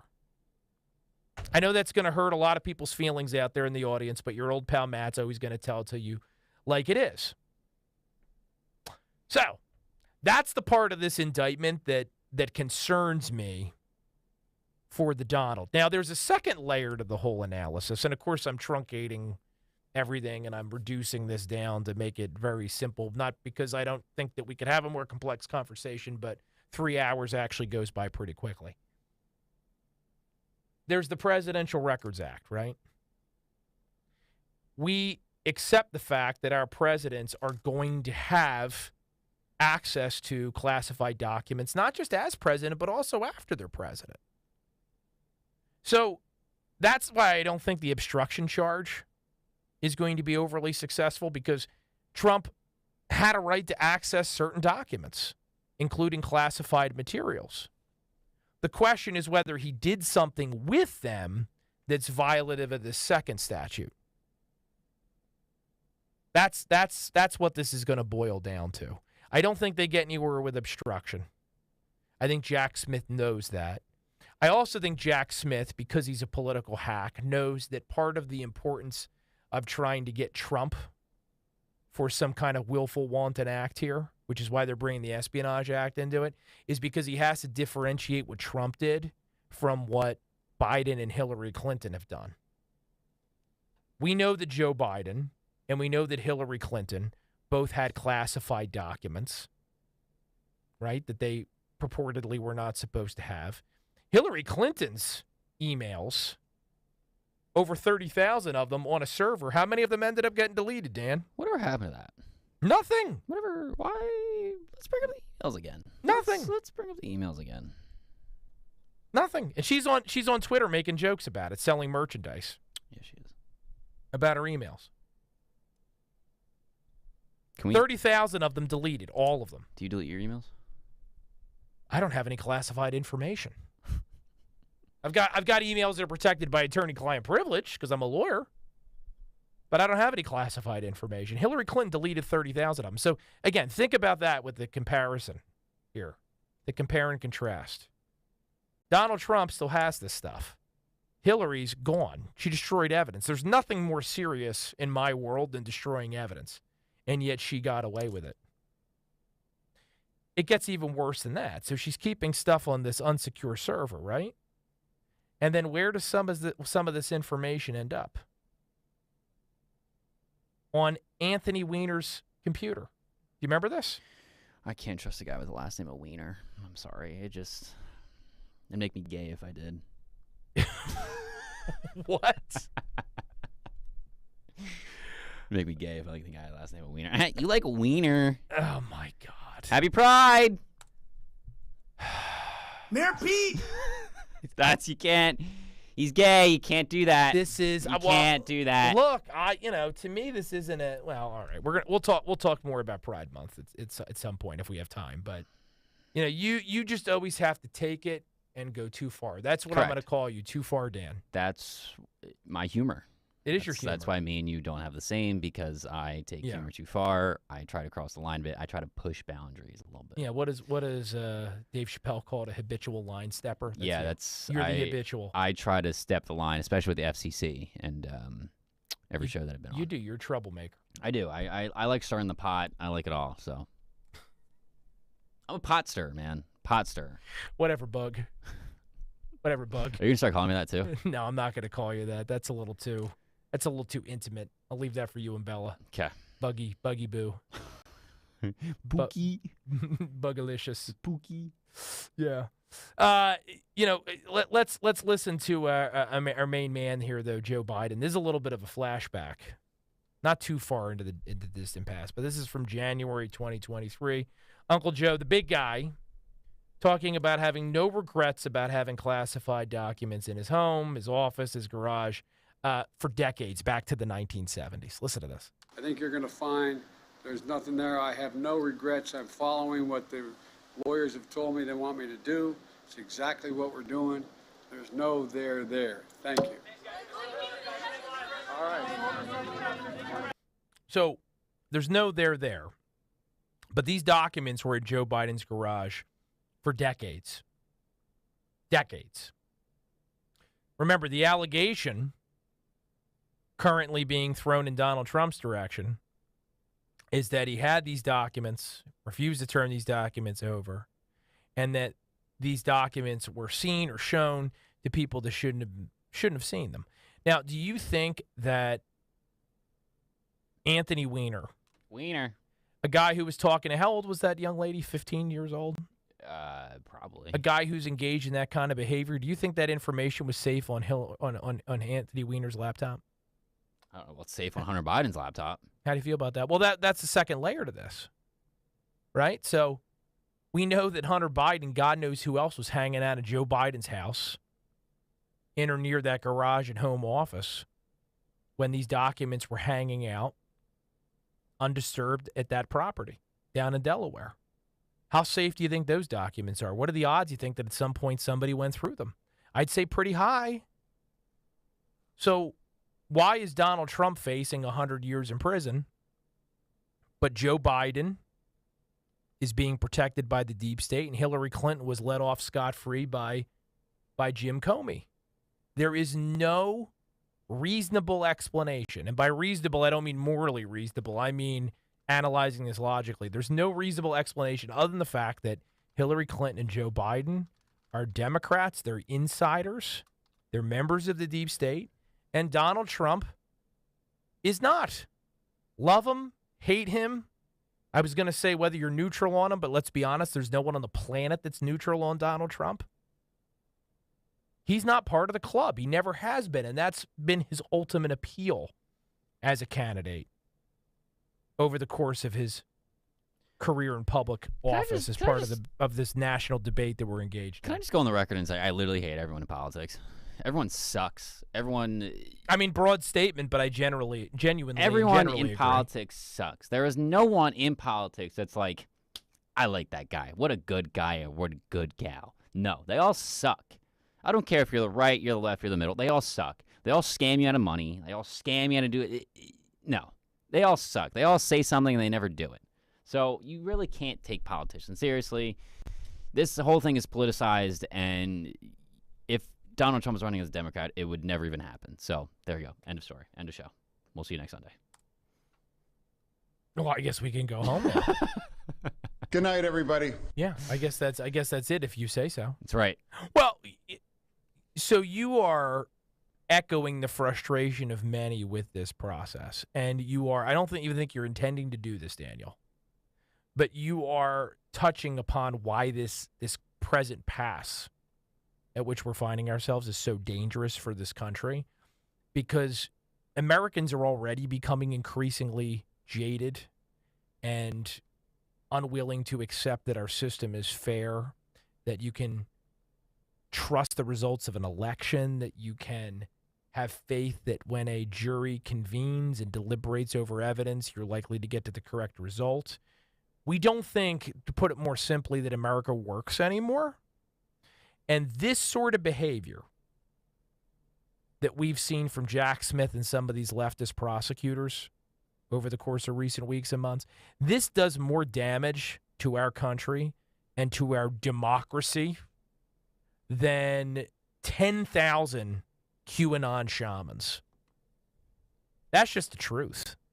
This is the sort of stuff that makes America not work, that puts America's future in peril, because our system is entirely reliant upon people buying into it. That's what makes America so unique, right? Some countries, it's their geography, the ethnicity of their citizens, the history of their borders that primarily define what that country is. For the longest time in human history, it was which monarch reigned over which fiefdom. No, here we're a nation of ideas. We take all comers from all around the world, and buying into the Constitution and the ideals embodied both in that document and also the Declaration of Independence, that's what we're all about. If people no longer believe in it because they no longer think that it works in practice, that's lights out. That's game over. America will not survive it. And that's why I'm sympathetic, back to the primary discussion, why some of you are saying, hey, listen, at this point, maybe I like DeSantis, maybe I like something Nikki Haley's saying, Tim Scott seems like a nice guy. If we allow this to pass, if we allow the Biden administration, Merrick Garland, Jack Smith to get away with this, there's no going back. So I've talked to so many Republicans in recent days who've said, listen, I've now become a one-issue voter. Whether that's wise, we can have a whole separate discussion on that topic. But I get where you're coming from, because this is that important. This is that important, because if we If this prosecution happens and Donald Trump goes to jail, he's convicted, there's criminal consequences, this is going to happen after every election now. And it's never going to end until our country collapses. And when we collapse, that's it for the free world. The century of China will begin. And for all of you leftists and wokesters out there that think that this country's an irreparably racist, horrible place, wait till you see what happens to human rights. Wait till you see what happens to human dignity. Wait till you see how minority groups are treated under the rule of Beijing. You're not going to like it. Spoiler alert. 855-839-1210 is the number. Again, you can check us out on YouTube, youtube.com/@1210WPHT. Let's take a break and we'll be back with more of Matt Rooney Show in just a second. We see some patients who come in and they have been in just so much pain for so long that they are just deflated. But that's about to change because QC Kinetics provides hope for relief using all new regenerative treatments that concentrate your body's own healing properties into aching hips, back, shoulders, and knees. And Dr. Zuckerman, a medical director at QC Kinetics, loves watching the patient transformations. One of the most amazing things is when I get to see a patient who, after a few months of our treatments, is just a completely different person. They are smiling and happy, and the weight of the world is off their shoulders because we were able to take away their pain. And that's with no drugs, no surgery, and no downtime. It's just amazing to be able to change people's lives like that. It's very gratifying. Call QC Kinetics now for your free consultation. Call QC Kinetics, 215-999-3000. That's 215-999-3000. 215-999-3000. This is Jonathan Cans, third-generation owner of Marvin E. Cans Heating and Air Conditioning.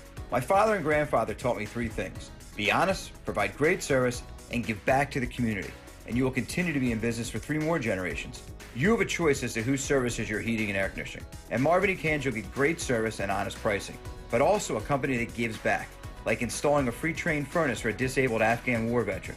If this sounds like your type of HVAC company, then visit us at MarvinECans.com. Let Colony Pools and Power Washing bring your home back to life this summer. Call Colony Pools right now at 302-762-2250 and let the experts power wash away the green algae and mold on your roof, your deck, and your siding. Do you have 3 ex-wives and your current trophy wife wants a life insurance policy 3 times the size of the policies you had to purchase for your previous mistakes? If so, you need to call Big Lou at Term Provider, 800-700-6898. Big Lou is intimately familiar with your problems, and if you're 50 or 60 years old and in reasonably good health, a $1 million policy should only cost about $100 to $200 per month. Big Lou may have a solution for your previous policies as well. You may even save enough money to lighten the load on your new $1 million policy. Remember, call Big Lou. He's like you, except he's only on number 2. Call Term Provider at 800-700-6898. That's 800-700-6898. For $1 million in term life insurance that you can live with. Call Big Lou at 800-700-6898. 800-700-6898. Parks Casino. Joe Conklin hosts national comedians every other Thursday. It's Joe Conklin's Comedy Night at Parks. Show dates and tickets. Go to joeconklin.com. JoeConklin.com! This is Flea for This Little Light, a podcast about falling in love with music. I started a nonprofit music school about 20 years ago called the Silver Lake Conservatory of Music. The reason that I started doing this podcast was music education. I'll be speaking with Rick Rubin, Thundercat, Stuart Copeland, Margot Price, Corey Henry, Cynthia Erivo, Sheila E., and Patti Smith. Please listen and follow This Little Light, a presentation of Cadence 13 on the Odyssey app or wherever you get your podcasts. Free speech lives here on Talk Radio 1210 WPHT. And on the free Odyssey app.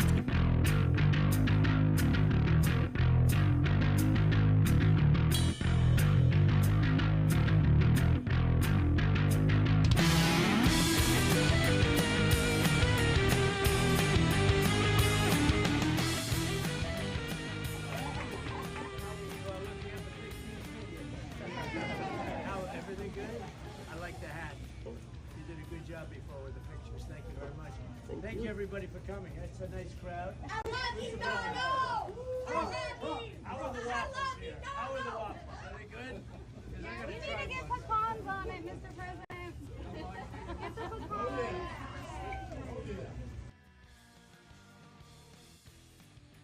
So you're just hanging out at a Waffle House, and Donald Trump pops in and buys everyone waffles.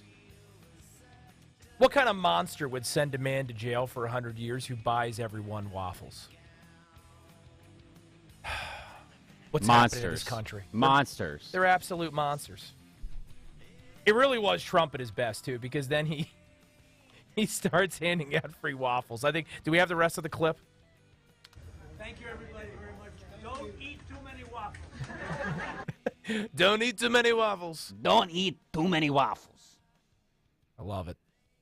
I absolutely love it. I'll tell you what, he's a lot cooler and calmer and more collected than I would be if I was facing a century in prison. He's a tough guy. He is. And look, the left loves to make fun of him and talk about his demeanor, and occasionally someone that's fallen out of his orbit will make claims about how paranoid he is in private. That's always the challenge with this kind of stuff, because someone's forced to defend something for which there is not a recording. I can only say how the guy presents in public, and he always presents as someone that does not have a care in the world. And while that enrages the left, a lot of Americans who are dealing with objectively difficult things in their lives, they're facing it down every day. Ruin and destruction. And Trump said it at his rally in Georgia over the weekend. He said, listen, they're not coming for me. They're coming for you. And you may think that's just self-serving political rhetoric, but it's true. It's true. Donald Trump, regardless of what you think about the man, his morality, his policies, he was the rare figure in American politics that was willing to stand up for the American people and accept the consequences. And for the longest time, when someone like myself said that, we'd get some type of, snide retort from the left. Oh, the consequences. What are the consequences? Yeah, people say nasty things about him, but he gets to be president. He gets to live in the White House. This is a guy that has, by even modern American standards, palaces. He didn't need this. Living in the White House is actually in some ways a downgrade for him. And now that his presidency is over and they continue to dog this man day in and day out, you're seeing what the consequences are. He may be separated from his family for the rest of his life if Jack Smith is successful with any of these charges. How many of you are willing to do what Donald Trump is doing right now, facing down the left, fighting back, putting your entire life on the line for what you believe in? I know this, you may think I'm being corny here, but I'm endeavoring to be serious. I want you to believe me. We talk all the time about sacrificing for our country. What greater sacrifice is it than to stand up to the left and instead of backing down, saying, all right, fine, you want to send me to jail for the rest of my life? I'm going to go to court and I'm going to battle you and I'm going to still run for president the entire time. It's a unique kind of toughness that very few have. And before you accuse me, those of you on the left that are watching, because even though you don't admit it in polite company, I know you're out there. I voted against Donald Trump in the 2016 primary. I voted for him in the general election. I didn't vote for him in the primary. I don't consider myself a confirmed Trumper. There's a lot of things about the guy's record, including his performance during COVID, siding with guys like Phil Murphy over governors like Ron DeSantis and feeding into the panic, that I was not impressed with. Lots of other things Donald Trump did I loved during his presidency. There were some things that not so much. But in this country, we're not supposed to send somebody to jail simply because we disagree with them. That's what happens in the third world. That's not what's supposed to happen in the U.S.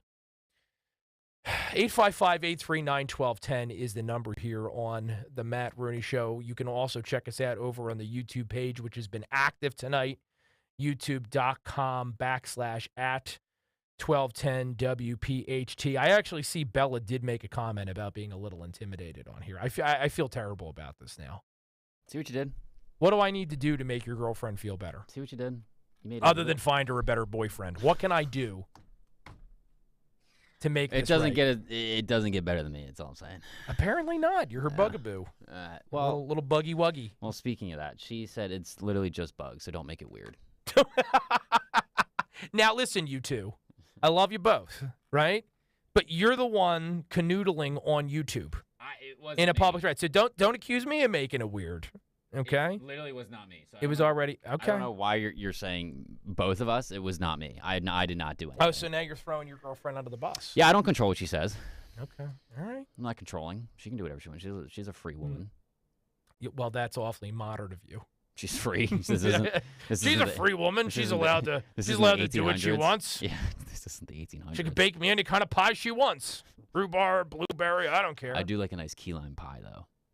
A key lime pie is fantastic, but here's the problem with key lime pie. I love a good key lime pie. It's so easy to screw up. It is. There's very good key lime pie. There's very bad key lime pie. If you're down near the Florida Keys, you can get a very good one. But a bad key lime pie, it's a worse fate than death. I love a good key lime pie. Do you have a place around here you'd be willing to share that does a good one in the Del Val? I couldn't tell you a place. You're not going to share? No, because I've never. I think every time I've had it, someone's made it, so I can't really. So you've only. I see. So you've had good homemade ones. Correct. I've never really had. Okay. All right. Store. Bakery-ish pie. Okay. Yeah. All right. Fair enough. All right. What should we do? Should we take a break and then come back with Chairman Purdy? Sure. What do you think? Yeah, you can do that. Yeah, we don't want to cut him short. We're going to talk to Atlantic County Republican Chairman Don Purdy in just a moment here. Well, I'll give you the wind up when we return. It'll give you all something to look forward to here on the Matt Rooney Show on 1210 WPHT. Very brief break to play some ads, make some money, and then we'll be back in a moment. Hi everyone, this is Stephanie Kelly from Emmons Roofing and Siding, and I have some exciting news to share. Emmons has partnered with SunPower, the top-rated home solar company in New Jersey. SunPower has been leading the solar industry for over 37 years and is the only U.S. solar company that's lasted longer than their 25-year warranty. Kill the bill. The energy bill, that is. Imagine no more high energy bills, while all the while helping reduce your carbon footprint at no cost to you. It's a win-win. Yes, we now offer solar, but remember, if you need a new roof, siding, doors, windows, or interior remodeling, don't wait. Right now, Emmons is offering all 1210 listeners 10% off roofing, siding, and Anderson windows. And we are continuing to offer 12-month same-as cash financing. And don't forget that lifetime warranty on your roof. Give us a call today for a free estimate at 856-885-6677, emmonsroofing.com. Roofing, siding, windows, doors, kitchens, baths, and solar. Trust Emmons to be your first and last stop for all your home improvement needs. emmonsroofing.com. Join us at Odyssey as we all do our one thing, together millions of things for our planet. Cut up six-pack rings and reduce your use of plastic to keep it out of waterways and oceans. When we each share our one thing, it becomes a million things for our planet. What's your one thing? Hurts, gives it off, and keeps it, and rolls down to the 2, and is he in? Yes! He let it go, and it's intercepted. It's picked off by Josh Sweat. 15, 10, 5, touchdown, Josh Sweat! Deep down the far side, and it is A.J. Brown again! Another touchdown! He steps up, he's hit, he fumbles the football, but I think he has it. Nope. Now the Eagles have it! That'll be the game! He breaks away at the 35, 30, 25, 20, 15, 10, 5. Miles Sanders, touchdown! Wow. He is firing the football, and it is caught by Devontae Smith! Great catch! Attention, air traffic control. A flock of Eagles is heading to Arizona. Sweet memories. Last season was so much fun, and I believe this season will be even better. If you want your business to be part of this season's Eagles Radio Network highlight reel, email advertise@94wip.com for information. More great action is quickly approaching. Calling on Media PA to follow 1210 WPHT on the free Odyssey app. Download it now.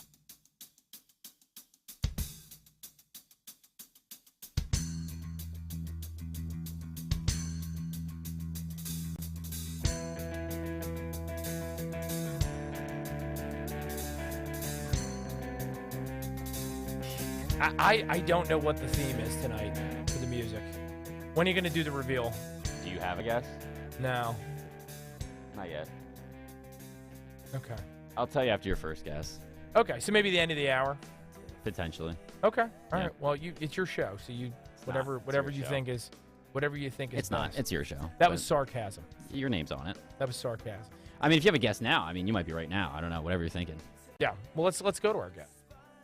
Okay. Is it okay with you? It's your show. Go whatever you want. Okay. All right. I'm just making sure. Yeah. I'm just making sure. Yeah, you're good. So our guest this hour, what can I say about Don Purdy? So he's a former mayor in Galloway. Even if you're not a Jersey Shore resident or a South Jersey and you're familiar with Galloway, if you've never stopped there, you've been through there on the way to the Jersey Shore. He was elected chairman of the Atlantic County Republican Party back in March of 2022. And since then, he has very quickly emerged as, and I don't think that this is an overstatement, he may be, after last Tuesday's primary, the most influential non-elected Republican in South Jersey. The most powerful guy in South Jersey on the GOP side of the aisle that you've never heard of unless you pay close attention to New Jersey politics, as I do. And that's in part because he took a gamble and supported some legislative candidates and some key races that came out on top. He's now being looked to as many Republicans, not just in South Jersey, but around the state, as a leader in the party.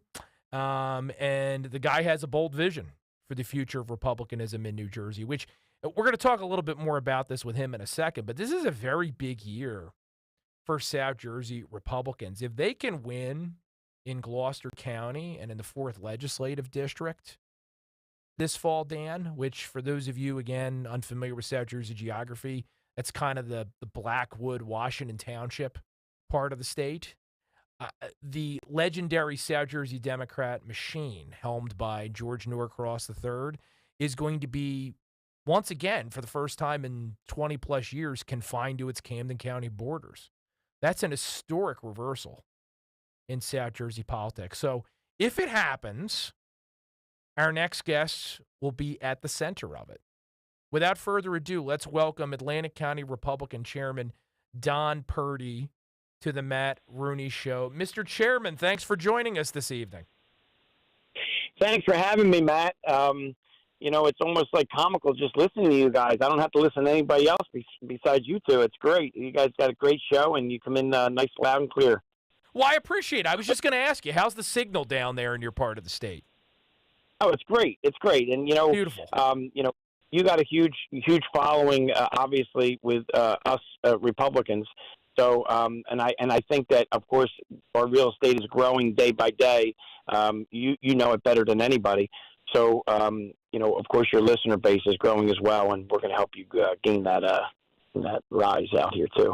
Well, I appreciate the support as ever, and you know that you can always call in for any reason, but also to compliment me. That gets you right to the front of the ledger. We'll bump anybody if you want to call in and say something nice. Because as you know from listening to Dan, sometimes I need a little positive validation around here. I don't always get it from my producer. But something you said, though, and it dovetails with my intro for you. Things have changed dramatically for Republicans in South Jersey in recent years. When I started Save Jersey back in 2008, the Norcross machine was arguably at its height. There was a Democrat state senator down at the Jersey Shore. They had the 1st Legislative District.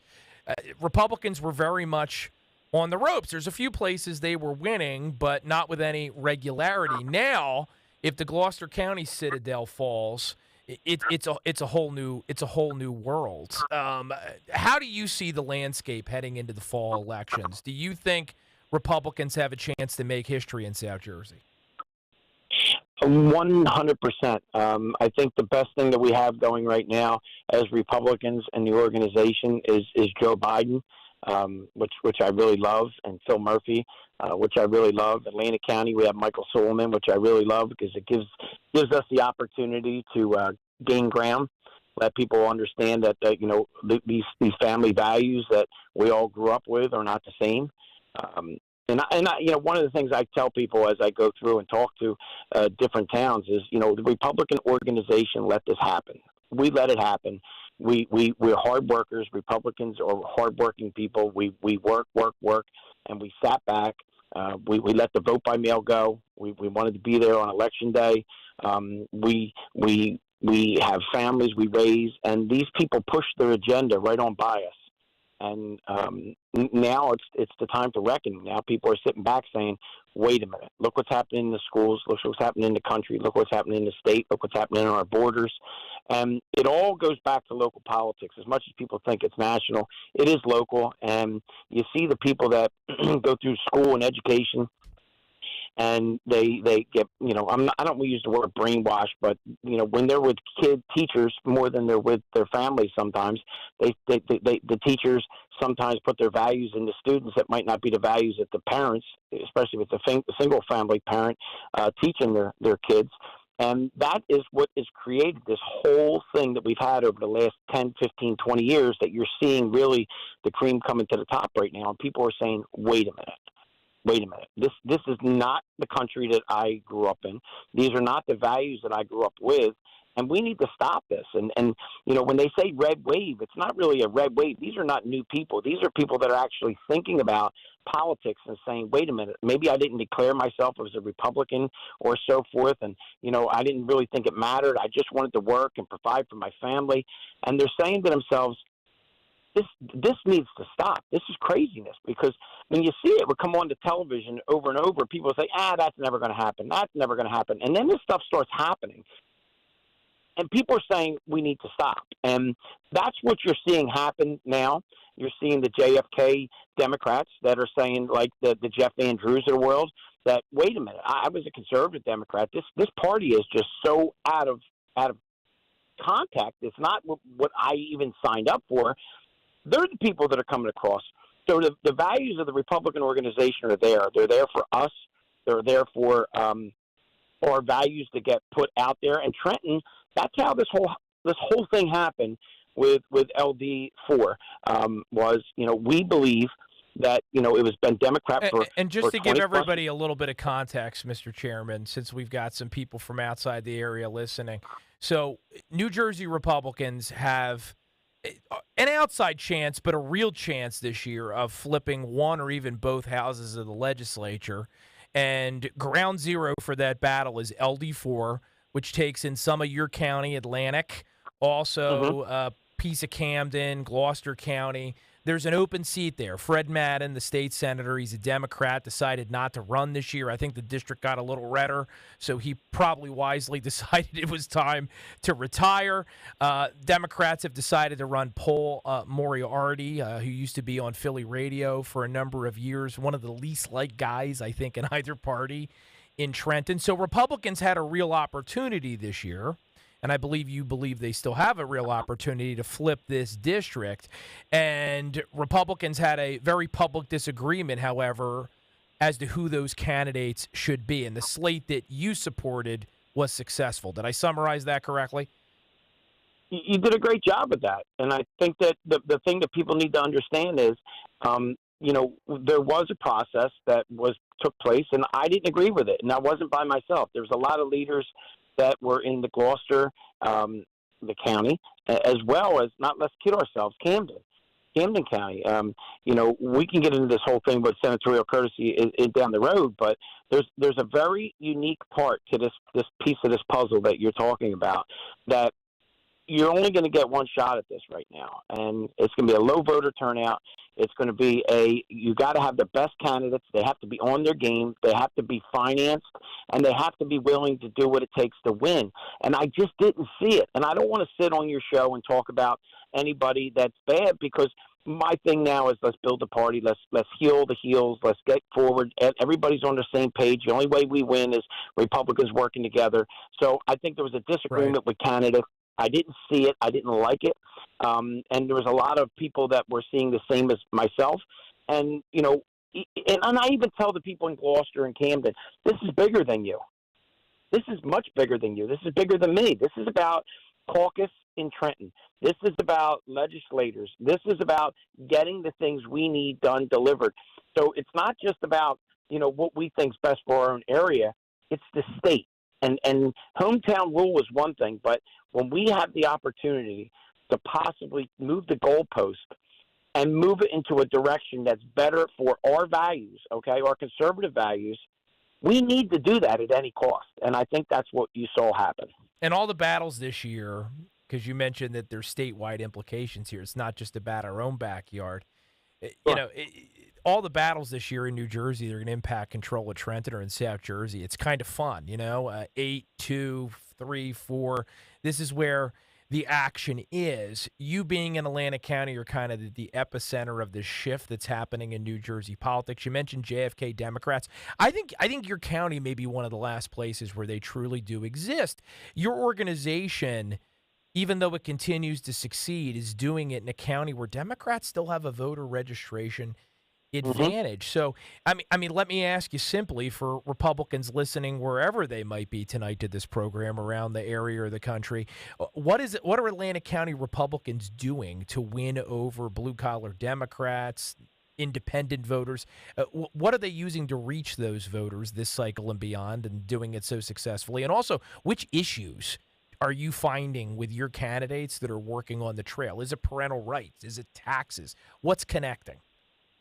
Well, that's a good line, Matt. And I think that leadership is one of them. And having Vince Palestina and Claire Swift and Don Guardian as our legislators into, which there's a lot of other LDs that cross over with Atlantic County. But to bring the values down is taxes, jobs.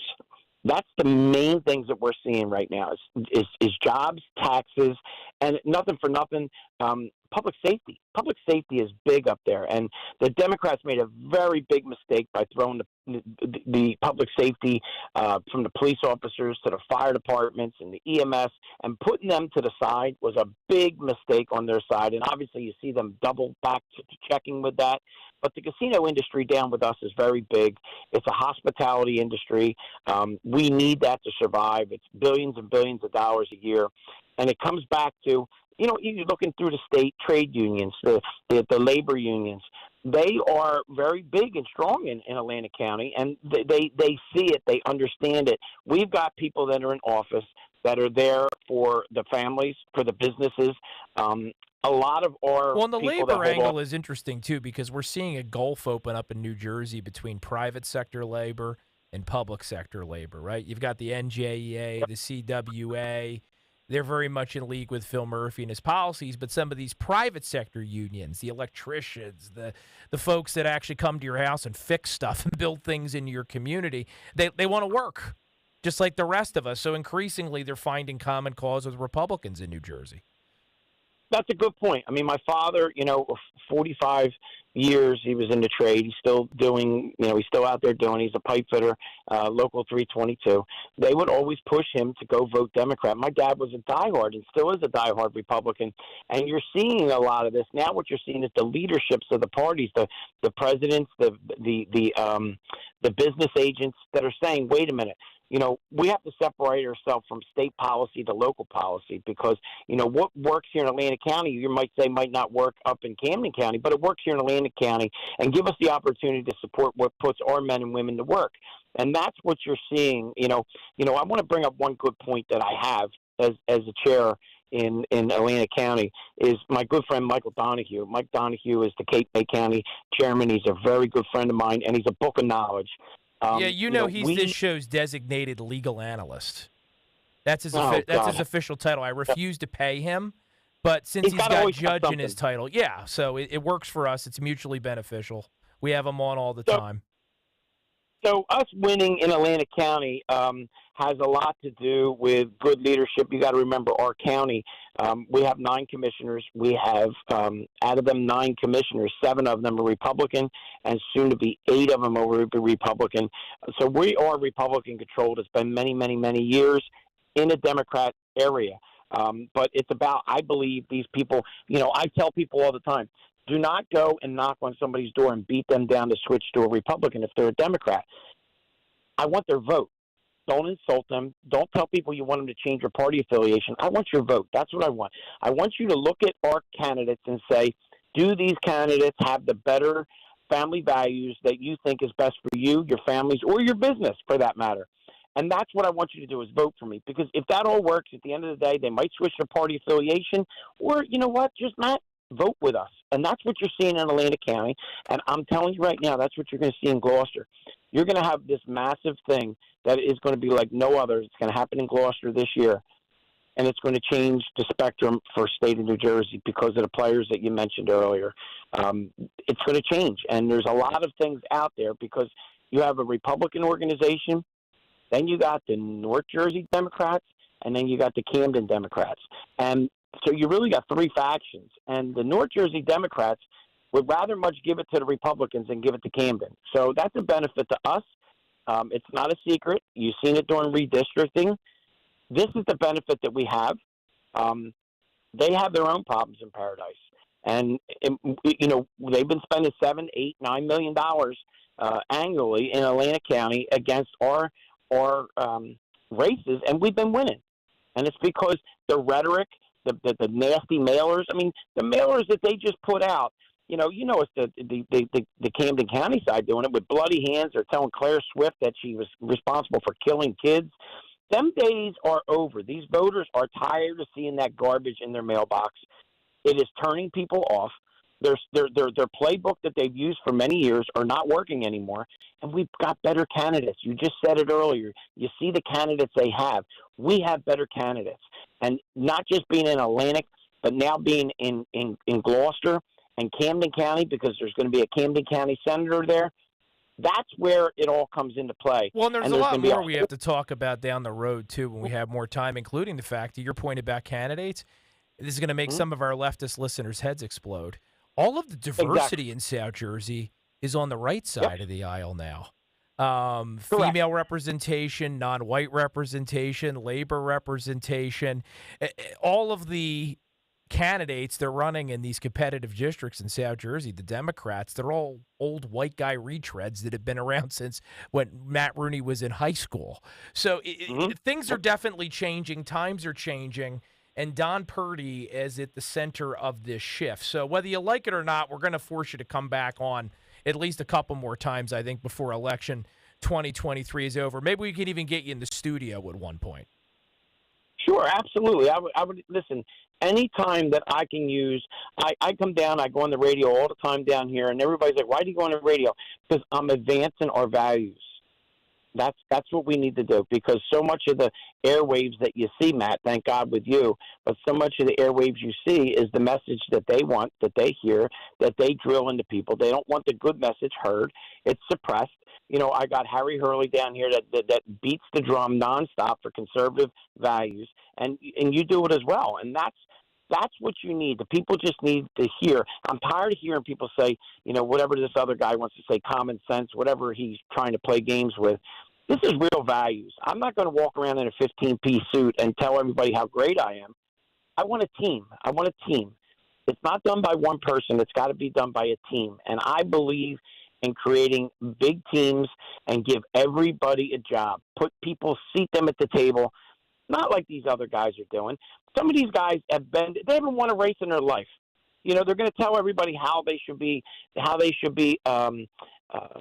governing things when they haven't governed anything in their life. They lose everything they do. So why would I want a good, solid conservative person to listen to them when they have no chance in winning? We do live in New Jersey, Matt. I mean, right? We do. We do live in New Jersey, and I was thinking, in case anybody doubted it before, Don Purdy, one of the most unapologetically Jersey people in all of state politics. And I know that's not a moniker you're going to shy away from. Don Purdy, everyone, the Atlantic County Republican chairman, as I said at the beginning of our discussion tonight, one of the most influential guys, not just in South Jersey politics now, but state politics, and someone you're going to be hearing a lot more from both this year and probably beyond. Mr. Chairman, we appreciate you joining us. Matt, I appreciate it. Anytime, I would love to join you and go through it. And listen, to all the good Republicans out there, let's move forward, keep it clean, and let's get elected to help the state of New Jersey and your local towns. Appreciate you joining us, sir. Thanks a ton. Thanks, Matt. You have a great night. That's Don Purdy, everyone, here on the Matt Rooney Show. Is that the Trumpster saying, I love New Jersey? I love New Jersey. I love New Jersey. We are New Jersey.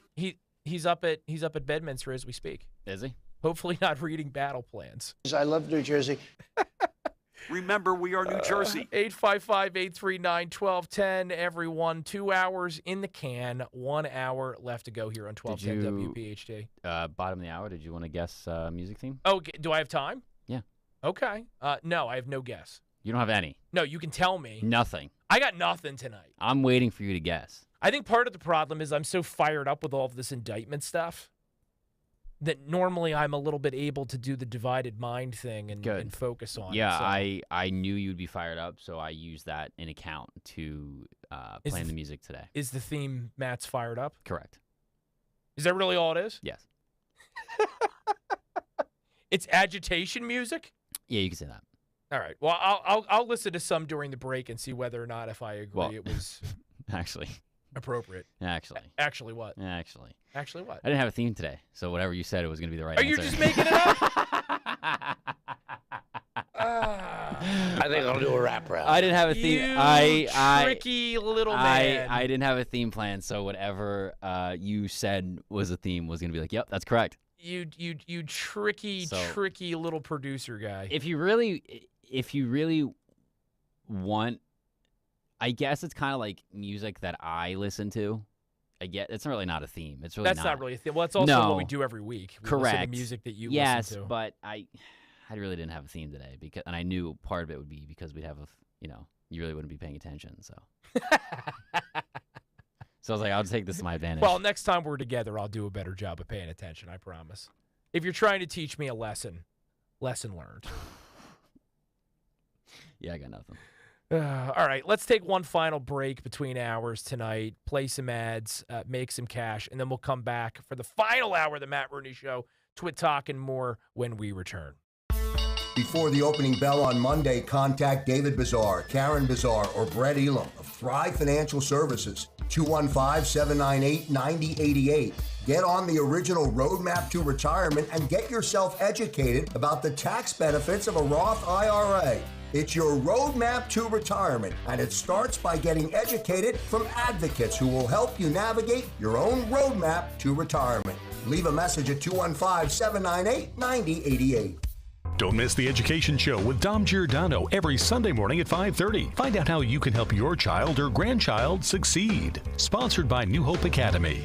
Don't miss Good News in Real Estate with Deanne Katsaros and Mark Cumberland, Saturdays at 1 p.m. Find out all you need to know about home buying and selling. Considering a career in real estate? Visit PhiladelphiaRealEstateClasses.com. Good News in Real Estate, Saturdays 1 p.m. on WPHT.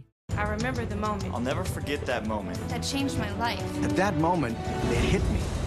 This is why I joined the Guard. We're soldiers, always ready to protect our country. But we've also got communities.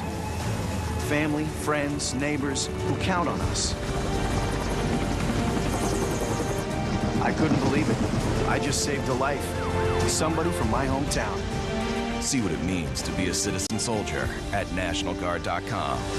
WPHT, WPHT HD, WOGL HD3 Philadelphia. From the Cherry Hill Volvo Studios, where relationships matter.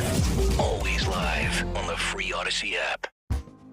What is us? Us is a foundation. Us is the future. Us is a bond.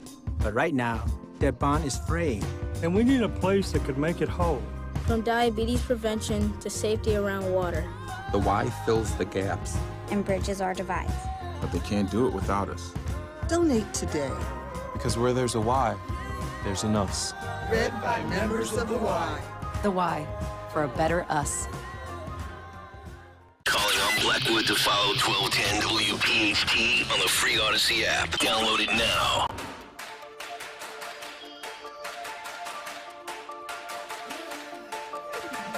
Behind my forehead's an assortment of things I'd like to forget. In my paradise, I wear a smile that's about a mile wide. I'd like to sport it. In my paradise, it's my fault I miss my friends. Welcome back, old friends, new frenemies, and all who lie elsewhere, somewhere in between on the spectrum that is life. I am Matt Rooney. This is the Matt Rooney Show on 1210 WPHT, coming at you live every Sunday night, 7 to 10 p.m. Eastern Standard Time, here on Philadelphia's #1 conservative talk station. Touching on topics both momentous and sometimes slightly less so because we want to entertain you too. But the goal is always to prepare you for the week ahead by picking from the week that's gone by what you need to know and giving you my 2 cents. Otherwise, there'd be no point in me being here, Producer Daniel. That's correct. Yes. There's no point of a Matt Rooney show at that point. We would just have you read news at that point, which Correct. you could do quite well. Yeah, you don't want that. You're talented enough to do that. Yeah, you don't want that. If you want to call in, 855-839-1210 is the number here at the Matt Rooney Show. You can also check us out over on our YouTube page where we stream the show live every week, youtube.com/@1210 WPHT. Normally there's a pretty robust conversation. Tonight it's mostly just been Dan and his girlfriend. Okay, come trading on. pet names. You act like I respond to any of them. I've typed then, like 4 times. And then, no, you're all over the place in here. You and Secret Squirrel, a.k.a. Grieg, are talking about love dolls or something. Bro, I don't even want to get into it. Grieg and Secret Squirrel and I, we go way back. You know, me and him troll each other all the time in the morning. Yeah. You know, when you're with Kale and company during the week. Yeah, we troll each other all the time. The morning show chat usually just roasts me all the time. I don't know why. I can't tell you. But yeah, when I filled in the other week, it was great because they bust your stones almost as much as I do. But then I bust their stones right back. So Yeah. I can't tell you why. But yeah. Which speaking of weekday programming here at 1210 WPHT, just a little fun note for those of you that listen during the week. Next, let's see. I want to make sure I get the date correct. Friday, June 16th, yours truly will be filling in for the iconic Rich Zeoli. That's Friday, June 16th. So if you're a fan of the Zeoli Show, if you're a member of the Zeoli Army, and of course if you're a fan of yours truly in the Matt Rooney Show, that may be one you want to listen to. We're going to have a lot of fun. Don't get all jelly, Daniel. I don't really care. I love working with Matt DeSantis. I'll be enjoying my Friday night, and you're here. And Henry Machette. Are you here on Friday night? No. You're here in the morning. Yeah. We'll probably be ships passing in the night. You'll already be gone by the time I get here. Correct. Yes. Let's make sure we keep it that way. Awesome. Good talk. See you out there. Yeah. Slap. Good job, champ. Yeah. Oh, good job. Good job. Good job, sport. Love it. So tune in. Mark your calendar, June 16th, if you want to hear me on the Zeoli Show. Because you only got an hour left of this whole thing tonight, which I know will shock and depress some of you, but that's just the way that it goes. 3 hours, it seems like a lot, but it goes quick. It really does. When you're having this much fun, a criminal amount of fun. I actually think that the amount of fun we have around here is so criminal that Jack Smith is probably going to indict us any day now. Yeah, can you tell by the smile on my face? I'm not watching the YouTube right now, but hopefully it panned to the producer cam when you said that. But did it? No. That's why you got to keep that thing up. It's right now. It's my smile. That's why you look at that. Oh, you know what? For whatever reason on mine, there's always a delay when I have it open. I have to refresh it when we come back from a break. Why is that? You're young, you know technology. Why are you asking me that? That sounds like I don't know. You set up the YouTube channel. Correct. I just made the account. I don't know how it works. I just set it up. Yeah, there's a delay on all of our things. Like when I do it in the morning, there's a delay on mine. I have to refresh it sometimes. Why are you even looking at the stream? I'm literally right here. Why are you looking at it? Me and you're having a conversation. Well, I don't know whether or not. Okay, first of all, don't become all dad on me now. Lower your voice. Inside voices. Inside voices. Yeah, no, don't do that. Inside voices, Daniel. I'm looking to see whether or not you're showing it because it's known that you're not a huge fan of the producer cam. Well, whoever talks. So I want to see what my listeners and my viewers are saying. Well, whoever talks, the camera. That's what a good host does. Whoever talks, the camera goes on them, and when you talk the most, the camera goes on you. When I talk, the camera goes on me. It's hard. I'm running 6 things at once back here. It's hard to keep up. Who is talking? Oh, boo-hoo! Your life is so hard. God forbid I miss one cue.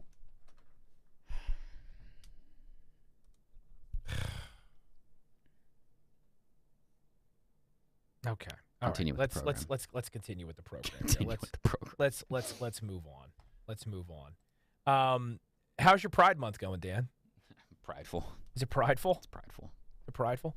It's winding on, and it's interesting this year. I hate, and this is a core Matt Rooney philosophy for those of you that are new to the show or maybe don't read SaveJersey.com where I hang out during the week.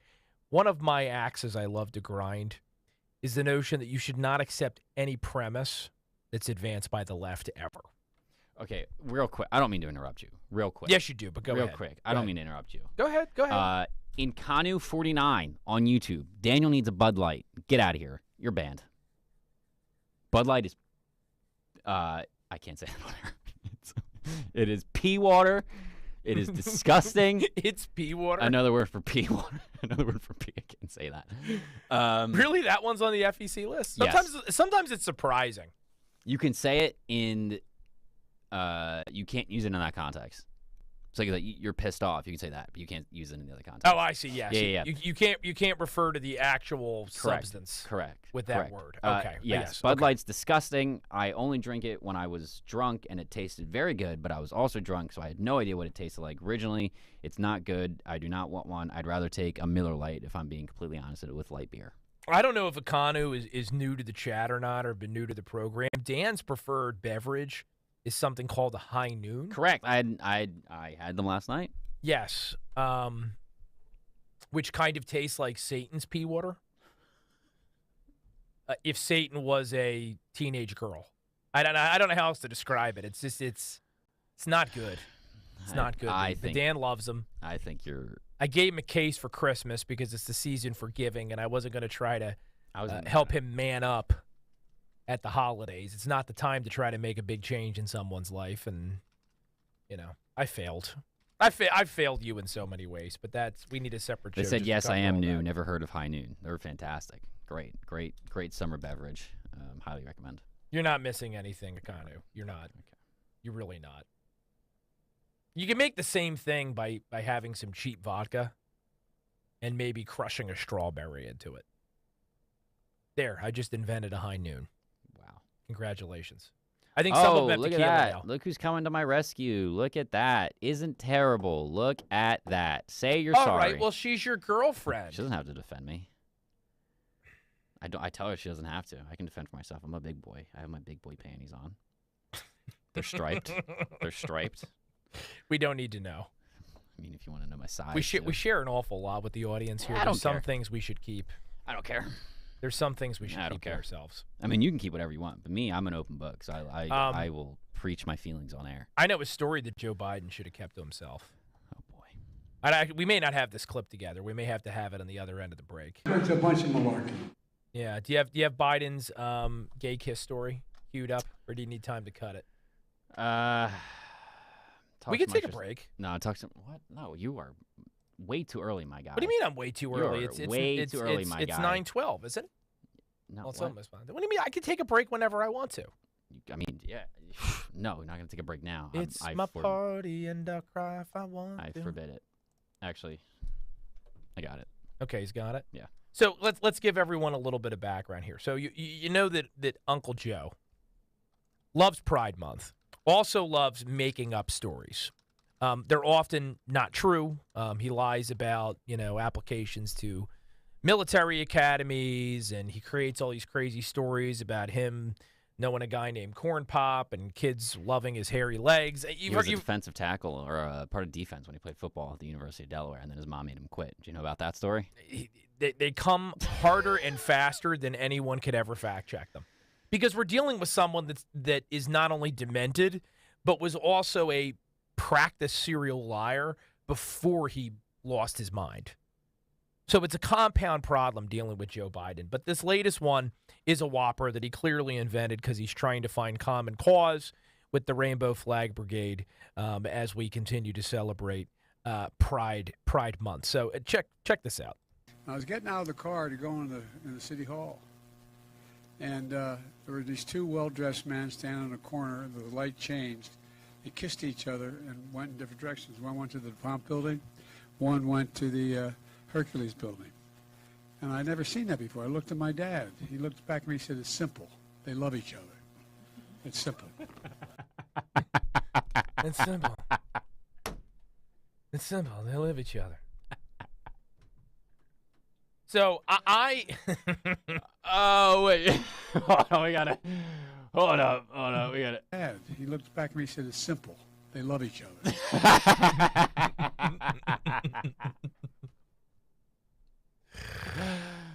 Oh, that's great. Isn't it delicious? That's great. You ever heard of the story of the two naked cowboys? So, how about Brokeback Mountain? You seen that movie? I just can't quit you, Joe Biden. I just can't quit you. So, Washington Post, not SaveJersey.com, Daily Wire, pick your conservative online publication. The Washington Post, folks, did an analysis of this story. And the title is 3 Reasons to Doubt Biden's Story on His Father and a Gay Kiss. And they go through it and they deconstruct it because, he's told various different versions of this story over the course of time. But there's aspects of it that just don't add up whatsoever. So I'm going to retweet that, and I encourage you to go check it out. But I think you should expect that Biden is going to be making up more, and these stories are going to become more fanciful as election 2024 gets closer, and the gray matter in his brain, to the extent he still has any, starts to break down with greater rapidity. But it's embarrassing, isn't it? I mean, and keep in mind, too, Donald Trump is regularly castigated by the media as being a liar. It's one of the things that they purportedly don't like about our former president and possible future president currently under indictment. They say that he's a liar, he stretches the truth, he manipulates the truth, he plays fast and loose with the proof. Joe Biden lies daily. And isn't it equally concerning that sometimes he may not even know that he's lying? It's because they love each other. Who loves each other? It's a bunch of malarkey. I don't know. The two The people. the guys kissing? Yeah. Or Biden in the media? It's hard to keep track. All of them. All the above. All of them. All of them. Yeah. So, there's Pride Month for you. There's Pride Month for you in a nutshell. I feel very prideful. Well, pride used to be a sin. Not anymore. Which there's been much said about this, so I don't want to beat the proverbial dead horse here.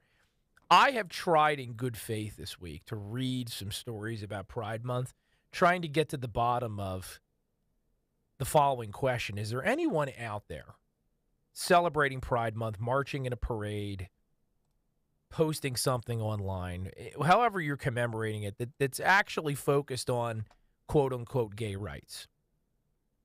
For example, I have no problem, regardless of how you feel about the topic, if a bunch of gay Americans and their friends or supporters want to get together and have a march celebrating the Obergefell decision, right? The Supreme Court decision of Justice Kennedy that legalized gay marriage nationally. You want to get together and have a parade that celebrates that opinion, that historic ruling of the Supreme Court? Knock your socks off. What do I care? But that's not what I see from most of these pride parades. You have young children marching, waving rainbow flags who have no idea what they're even commemorating. You have celebrations of kink, right? And you heard me correctly, kink. And do we have that clip tonight? Is that coming up later in the evening? Correct. All right, so that's coming up in Twit Talk. You can get excited for that one. But you have celebrations of sexuality, which I'll tell you right now, has nothing to do with gay, straight, or anything in between. I don't want to go to a heterosexual pride parade with a bunch of naked straight people walking around. Not really my idea of a good time.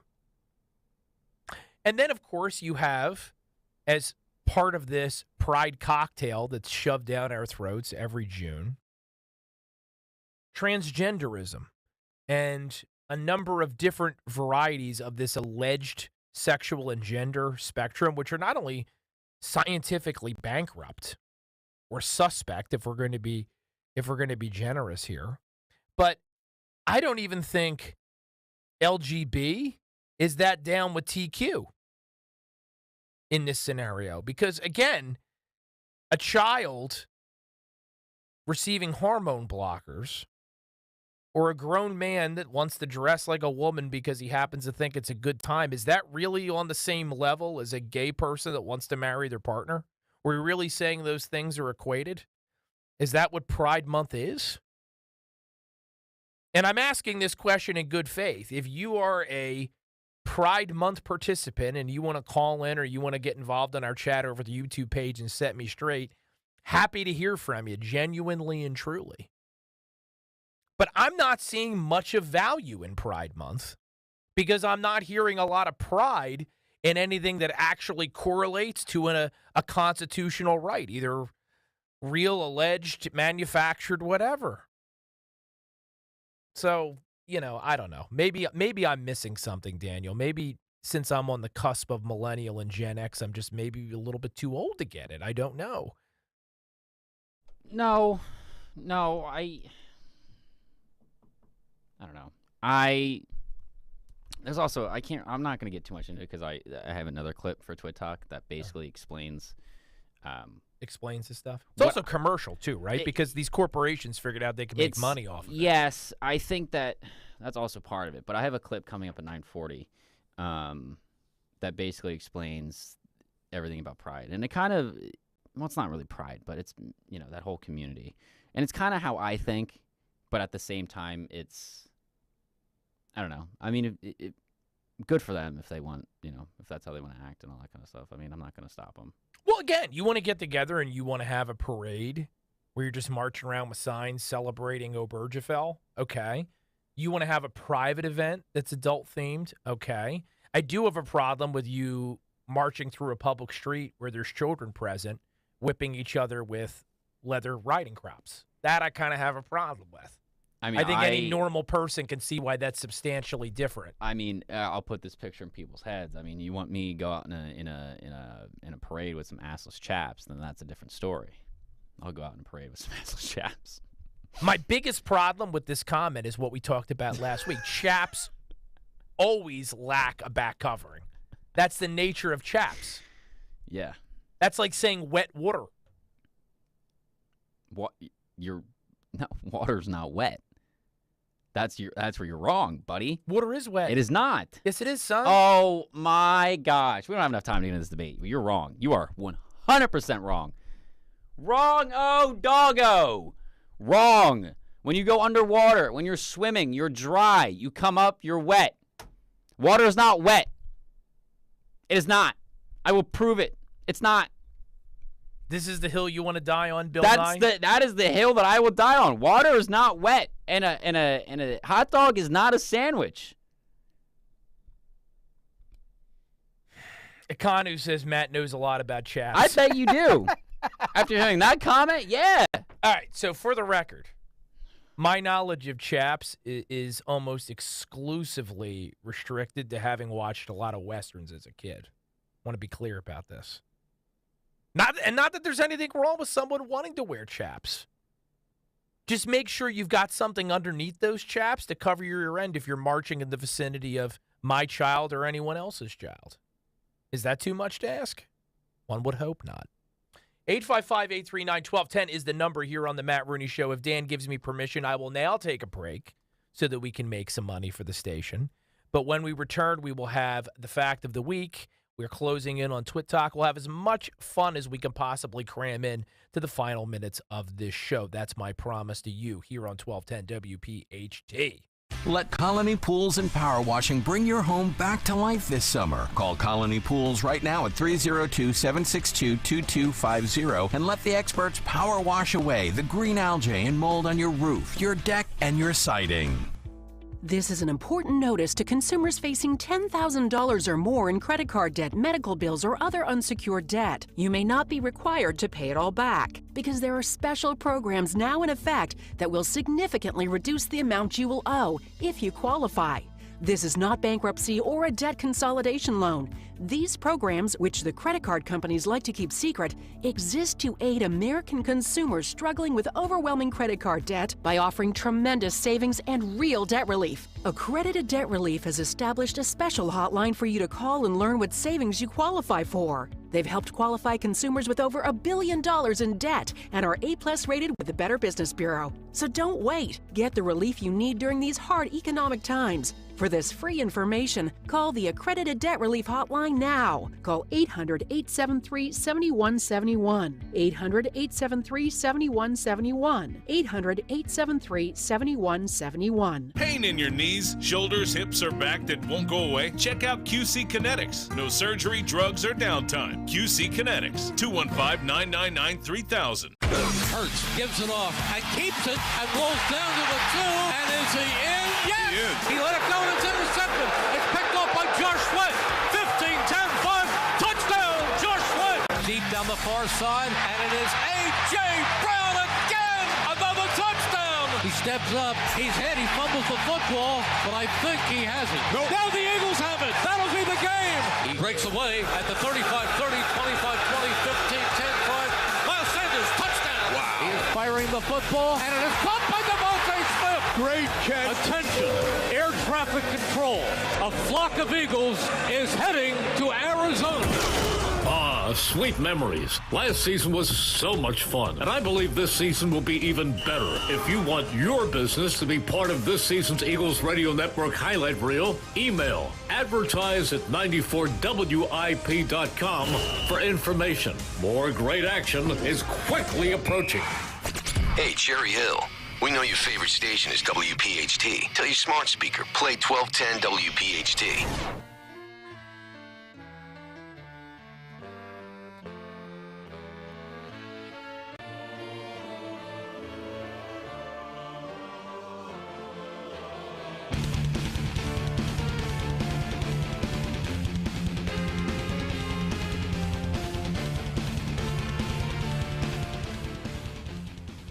When a person can be married in the morning and thrown out of the restaurant for being gay in the afternoon, something is still very wrong in America. When a person can be married in the morning and thrown out of the restaurant for being gay in the afternoon, something is still very wrong in America. What? I want him to tell us all the details of this alleged incident. Was the person wearing chaps? Where was the restaurant? And were they assless? Or is that not a thing? Inquiring minds want to know here on the Matt Rooney Show. Uncle Joe, once again, the big guy, right? Making things up. Nowhere in the country is anyone throwing gay people out of restaurants. Objectively false. And he won't give any specifics because he can't. He'd have to make it up. Andrea over at our 1210 WPHT YouTube chat says, hey, Matt, did anybody notice last month was Jewish American History Month? Shalom. Shalom right back at you. And no, no one did, because at the moment, Jewish Americans are not the victim group the Democrats are targeting. Right now, they are making an all-out push to manipulate your children so they can create the next generation of Democrats. They figure they already have Jewish Americans in the bag.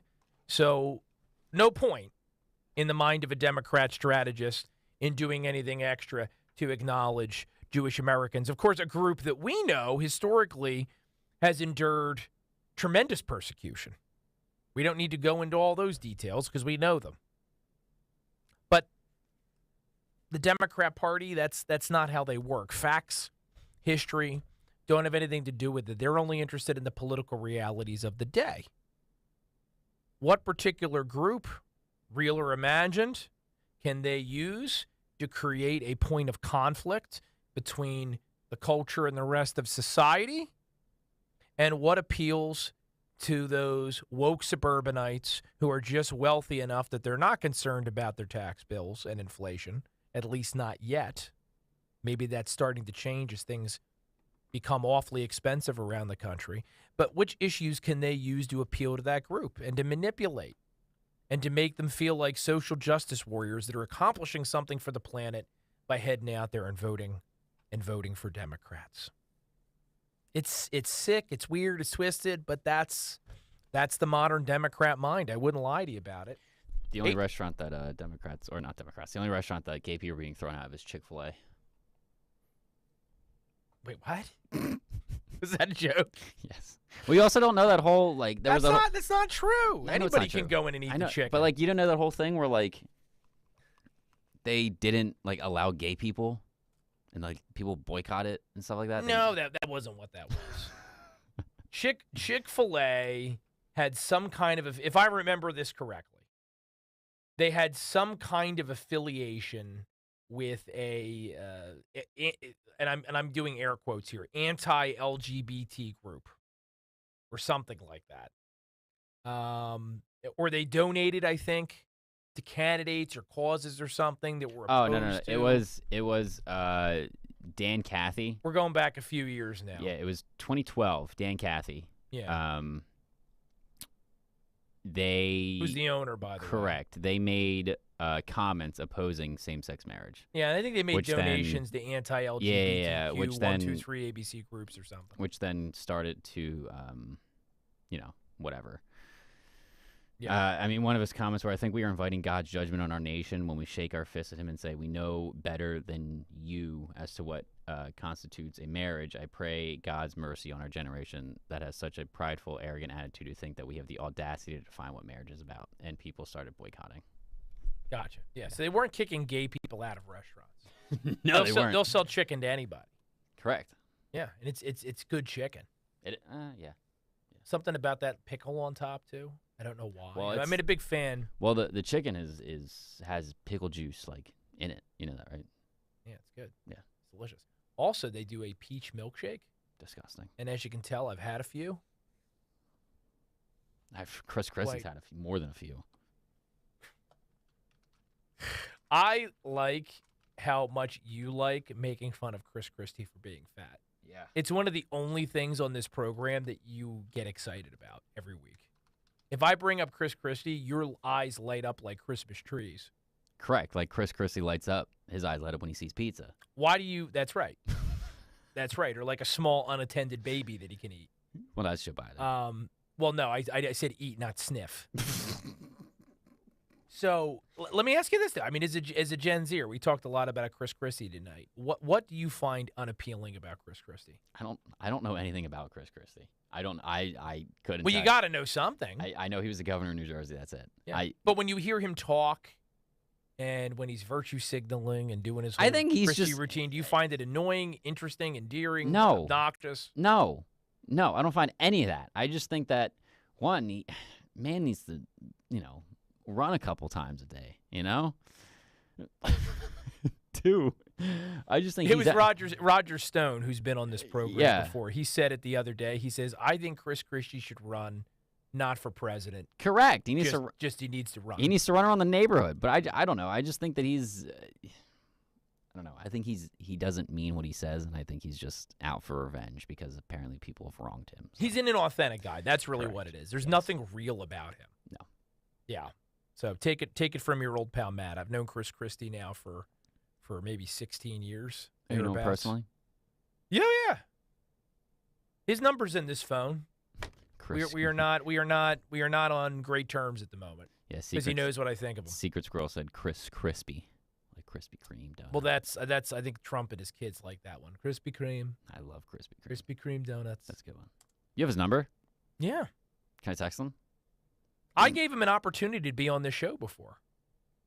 He said he was not interested. He reached out to me to complain about something I'd written, and I said, "Governor, great to hear from you." Because even though I don't think highly of him, I'm still a respectful guy, right? If somebody reaches out to me, I'm going to have a conversation with them. They may not like the way it goes, but I will. And I said, "Listen, well, if you feel that strongly, why don't you come?" I would love to get him on the program. And he's like, "I have no interest in doing that." I would love to have him on. He texts kind of like he talks. I would love to have him on. Well, he's a coward, so he's never going to come on. Well, I mean, here. if you want to try, you'll be waiting for a while. If you want to try again and see now that he's a nominee, I think that'd be great. He's not going to come in here. He only goes to safe venues where he can pull his routine and no one's going to call him out. Well, not come in, but just call. That's what I'm saying. He won't call in though because I know too much about his record in New Jersey. If he's listening, or if any of his sycophants are listening, and they want to have Chris Christie on, he's absolutely welcome. Well, this is we'll have a lot of fun. This is a free speech station, so he's more than welcome to say whatever he wants. This is a free speech. That includes bashing you, we will allow it. If that includes you bashing him, we will allow it. You know what? Let's do this. We'll throw in a pizza. Yes. Yeah.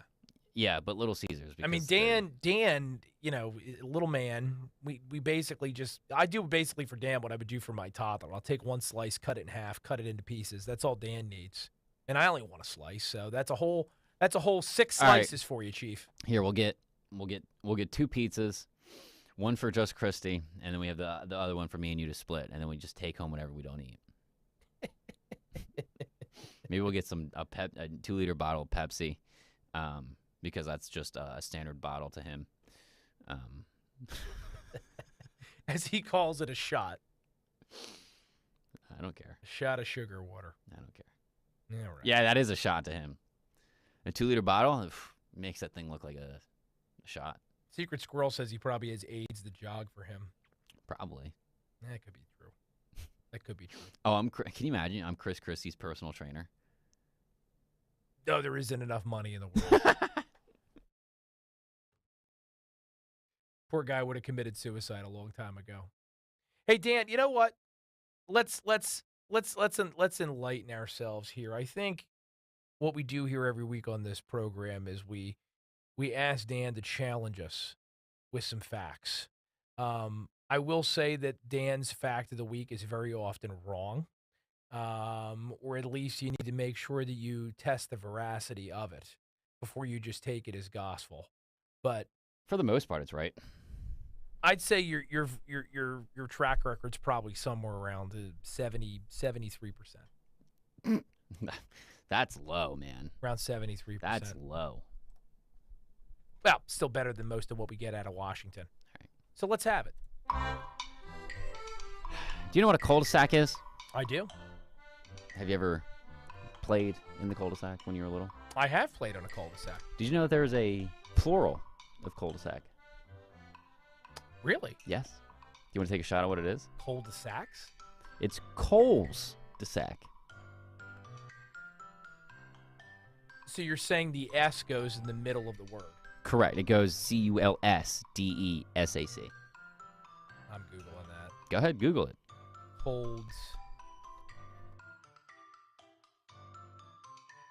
Cul-de-sac. A street passage closed at one end, plural. Why can't I find it? Not according to Merriam-Webster. Merriam-Webster has cul-de-sacs. Yeah, well, according to Oxford Reference, coals-de-sac. So the Oxford Dictionary disagrees with Merriam-Webster. Correct. Do we have an actual disagreement between dictionaries? There might be. When was the moly, this show's exciting. When was the dictionary fight? Let's take them out and smack each other. When was the Webster Dictionary published? According to this, it says established 1828. I mean, they update it all the time with new editions and stuff. I mean, well, Oxford published online 2002 and is Oxford University Press. So, I mean, come on, man. Okay. Well, all right, look, so this is interesting. Okay. I don't know whether you're wrong or not, but you need to research this a little deeply and be ready to answer for it the next time we get together. So here we go. Cul-de-sac comes from French. That literally means bottom of the bag. Okay. Or bottom of the sack. Yes. Some dictionaries list both coals-de-sac and cul-de-sacs as acceptable plurals, but when a dictionary lists only one, it is coals-de-sac, making coals-de-sac the safer choice. There you go. I'll tell you what. I promised I built this up. It's one of the more intriguing segments of the week, and you did not disappoint. This is riveting stuff. This really is. How many people thought there was a plural of cul-de-sac? Oh, well, I'll tell you what. Thousands of people tonight across our listening area. Floored by the knowledge you're dropping on them. Yeah. What an impressive young man. I know. I have a college degree. Yeah, you do. Yeah. Should we go to the phones? Sure. That we've been neglecting all evening? Sure. I know you've kind of looked at me a couple times, and I'm bad at it. I really am. And don't take it personally if you've called in and I haven't gone to the phone. It's not an indictment of you personally. I get myself so fired up sometimes on the show that I neglect the phones. But let's see. Peter, welcome to the Matt Rooney Show, sir. Thanks for calling in. What's on your mind?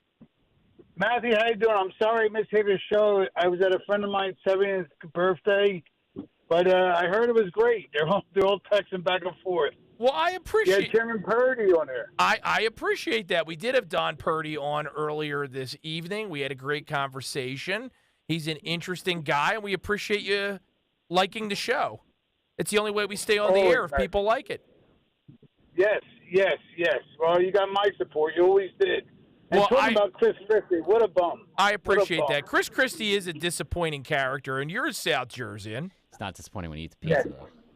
Yeah, producer Dan saying he's not disappointing when he eats pizza. That is impressive. That's National Geographic quality stuff. What disappoints you the most about Chris Christie? That I didn't know it. North Jersey told me, Pete, everybody up here knew he was a bum. How come you didn't know? I says, I don't know. He took me. When he says, keep on swinging, Pete, I just took it as he was serious. It's a little bit of a beef, and I'll let producer Dan in on this because he's from Pennsylvania. Chris Christie back in the day was a candidate for the legislature up in North Jersey. He did a brief stint as a freeholder up in Morris County. North Jersey, Dan, didn't warn South Jersey and Central Jersey, assuming you agree it exists, about the real Chris Christie here. So there's a little bit of false advertising, misrepresentations going on. It's going to be in court for a while between the North and the South. So Jersey has just a giant beef going on. Oh, with Chris Christie? Yeah. Yeah, well, that's yes. Maybe we'll do a whole show on that sometime. Pete, thanks for calling into the program. Be well, sir. Tell me, there's not a lot of people in New Jersey that are fond of the Chris Christie. I didn't know Central, South, and North Jersey had beef. Oh, yeah. That's like Philly and Pittsburgh. They got beef. Oh, definitely. Yeah. We got pork roll. And what you call it. Minnie on YouTube said Daniel is very preoccupied with wearing chaps without pants. That's 100% correct. There's no other way to wear them. No, that is true, Minnie. It's something that is disturbing, and I don't know how I feel about it, that he keeps bringing it up. I'm half expecting to run into Dan sometime in a bar, and he's going to be wearing chaps, but I don't get out very much. I've got young kids. Fun fact, if you want to know, the way that I won Bella's heart was a whale noise and wearing some chaps. Outside on her deck, just whale noising it up. Well, I knew that you did the whale noises. I didn't know about the chaps. Yeah. Were you chapped? Was it cold out? I had shorts on underneath. But okay. Yeah. All right. So I was going to use that for the grand finale. You were using... Dan will wear them in the studio. Yes, if you want me to wear them in the studio, I will in Canio. Well, let's see. You said that you're not coming in next week, so we've only got one more Sunday together during Pride Month. Yeah. So I'm looking right now, June 25th. Yeah. Chaps, cowboy hat. Leather. Leather? Yeah. Well, I don't care what kind of animal you use to make it. That's of no consequence to me. Well, we got that to look forward to. All right, folks. While I go throw up repeatedly in the 1210 WPHT bathroom, thanks to that image, we're going to take one more commercial break for the evening, and then we'll be back to finish out the show. And, of course, Twit Talk still awaits. Don't move a muscle. Back with you in just a moment.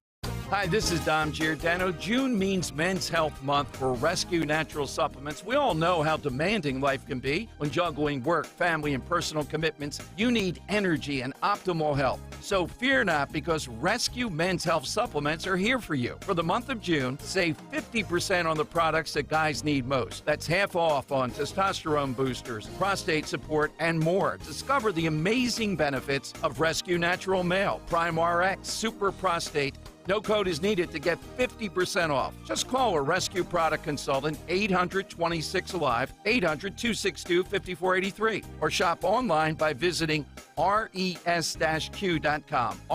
res-q.com. It's not just your physical health. Men's supplements can help your mental well-being, too. Again, no code is needed to get 50% off on Rescue Men's Health favorites. Shop res-q.com today, res-q.com. Join us at Odyssey as we all do our one thing, together millions of things for our planet. When buying toys for your pet, look for natural materials like cotton, rope, wood, or bamboo. When we each share our one thing, it becomes a million things for our planet. What's your one thing? Let Colony Pools and Power Washing bring your home back to life this summer. Call Colony Pools right now at 302-762-2250 and let the experts power wash away the green algae and mold on your roof, your deck, and your siding. Download the free Odyssey app, AUDACY, and take us along wherever you're going this summer. Talk Radio 1210 WPHT. WPHT.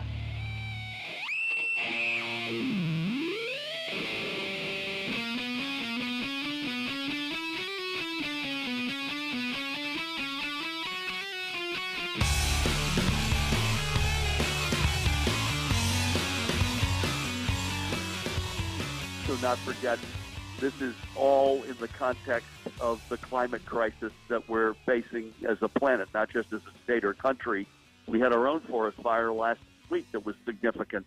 So unfortunately, we're going to see more of this and not less of it, I fear, in the years ahead, which means we will sadly, for all the wrong reasons, develop a pretty potent playbook with the experience that I fear we will have. A pretty potent playbook with the experiences we already have. Phil Murphy, that you just heard a moment ago, giving an interview with some outlet, I don't even know which, leading killer of senior citizens in New Jersey during the COVID-19 pandemic, wanting to lecture us all on climate change and its alleged role in these Canadian wildfires, which turned Philadelphia and the surrounding region into the surface of Mars for about 36 hours earlier in the week. Interesting article. I'll retweet it. I know I sent it to Dan earlier. A lot of this comes down to not climate change, surprise, surprise, but also the fact that that commie up in Canada, Trudeau, has been warned for years about the need for a forest management plan to avoid a disaster like this. And surprise, surprise, Justin Trudeau has not adopted such a plan. So our neighbor to the north, God love them, the Canadians, Canada, they're not doing a good job of taking care of their backyard. That's what caused this calamity. Has nothing to do with rising temperatures. Justin Trudeau's just not good at his job, which should be self-evident to anyone that knows anything about Canada. Is this Canada? Is it Canada? It's actually not a bad anthem. Our home and native land. You only ever really hear it at hockey games. That's enough. I got tired of it already. Yeah, I can't take much more of that. And I have nothing against Canadians, other than the fact that they elected Justin Trudeau. But hey, Joe Biden's our president, so who are we to talk? This is what leads the free world. And now they're saying we're going to get more of these fires all summer, which the left is perfectly fine with, because it gives them an opportunity to wear their masks and lecture us all on climate change, even though there's no direct correlation between these forest fires and climate change. But they could keep this going all throughout the summer months, because they already love talking about climate change in the summer, because it's obviously noteworthy that it's hot in the summer. That's somehow evidence of the fact that Mother Gaia is overheating. Party of science, people. This is the party of science. Dan, I think we need to cleanse our palate. I think we do as well. Or at least shock and depress us to the point where we forget all of this dismal news that we've had to cover this evening. I like that idea. Take it away. Hey guys, gather round. Gather round. It's Twit Talk time. It's that time of the night. Secret Squirrel also says Pornhub is based in Canada. I didn't know that, but thank you. Is there some connection between the forest fire and Pornhub? I guess so. Someone's lighting up the servers. I guess or something? people were angry. Guess that's Yeah, people were angry, and they're like, "I'm gonna start a forest fire." But okay. Okay, all right. You have a son, right? I do. Do you think he is a good wingman? Oh, he's an excellent wingman. You think so? Yeah, I mean, he's a toddler. He's got a little bit of a temper, but I mean, I don't know who you're being a wingman to, but this kid really is just on the money. Yeah. You're a boy because you have a penis. A mommy's a girl because she has a vagina. Right? Yeah. And Dad has a big beaner.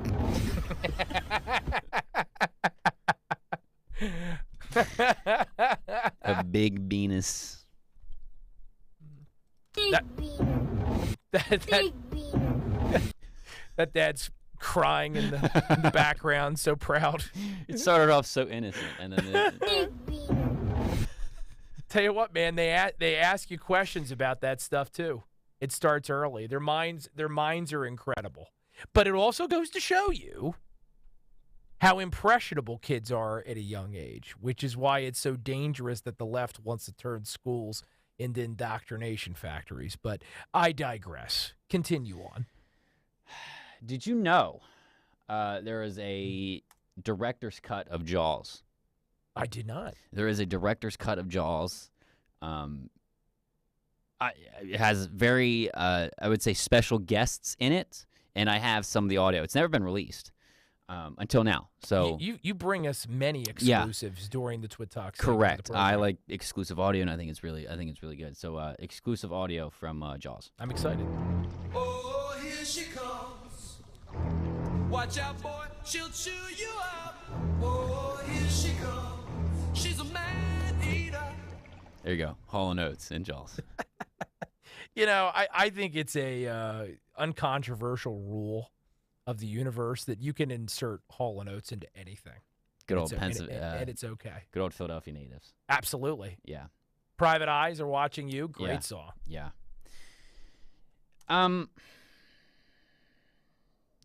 Pig calling is a thing. Did you know that? A pig calling competition. I actually did know that. Did you? Yes. Have you participated? I have not, but I've seen funny YouTube videos of people doing it. And then you actually played this clip before. No, I played husband calling. Right, but it was based upon pig calling. Was it? Well, that was the joke, right? That there's pig calling, so then it's probably they had a contest for husband calling. Honestly, it's probably the same state. I think it's like Iowa or something. I don't know. There's Iowans or Iowans are pretty wild. It's a lot of cold. It gets cold out there. You gotta find creative ways to entertain yourself. So, pig calling. Oh. Should have mentioned that for the morning. Why did you just do that to everyone?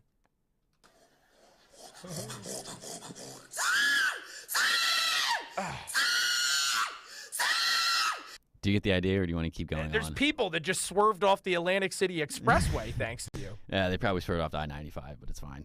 Oh, God.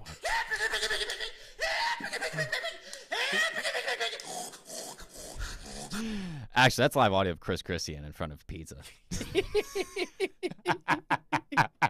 It's how they get him into his chair at CNN. Just, you know. Here, Christy! Here, Christy! Here, Chris!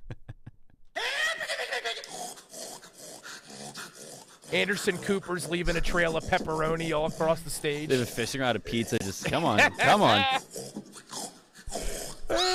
Never gets old.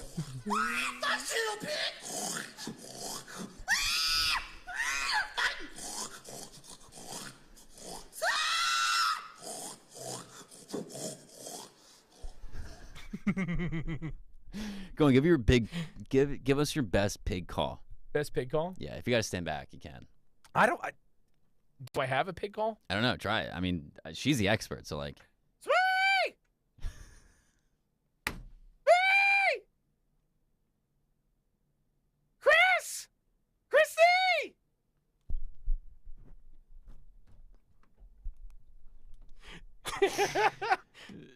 Dan can't finish the show now. That's not what I was expecting. I was expecting bloody murder. No, I can't make my voice that high. Yeah. There's pig calling, by the way. There's pig calling.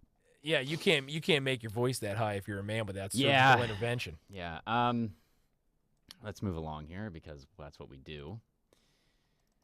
This guy was. I don't know how you're gonna top that. Kid was like the kid in this video. You can't see it because there's no video to it. But the kid in this video was so hungry that he actually ate.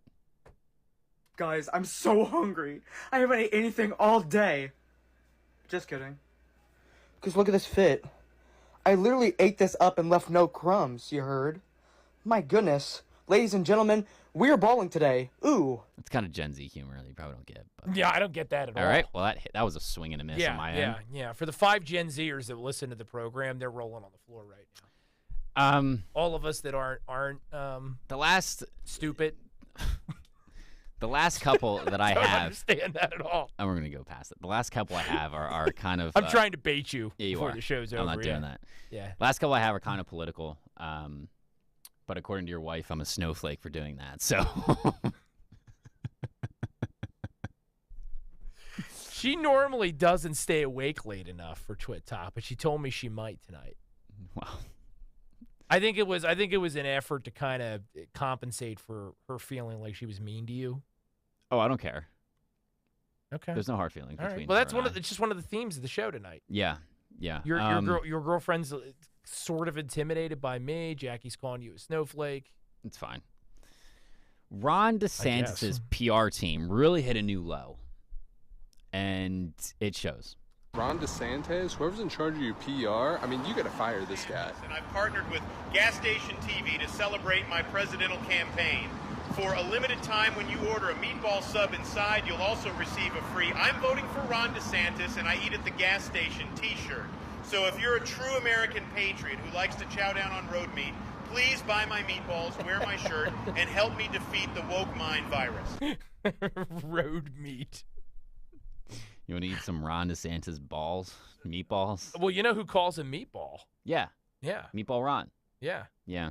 That's Trump's, not one of his best innovations. Yeah, well. In the realm of name calling. There you go. Yeah. This next one is coming from a gay conservative, and I'm not just saying that because there's a lot of them out there. I'm not just assuming that. It actually said it in the description of this video. There are a lot of gay conservatives. Yes. We had our friend from Gays Against Groomers on here before. Correct. Yes. Yeah.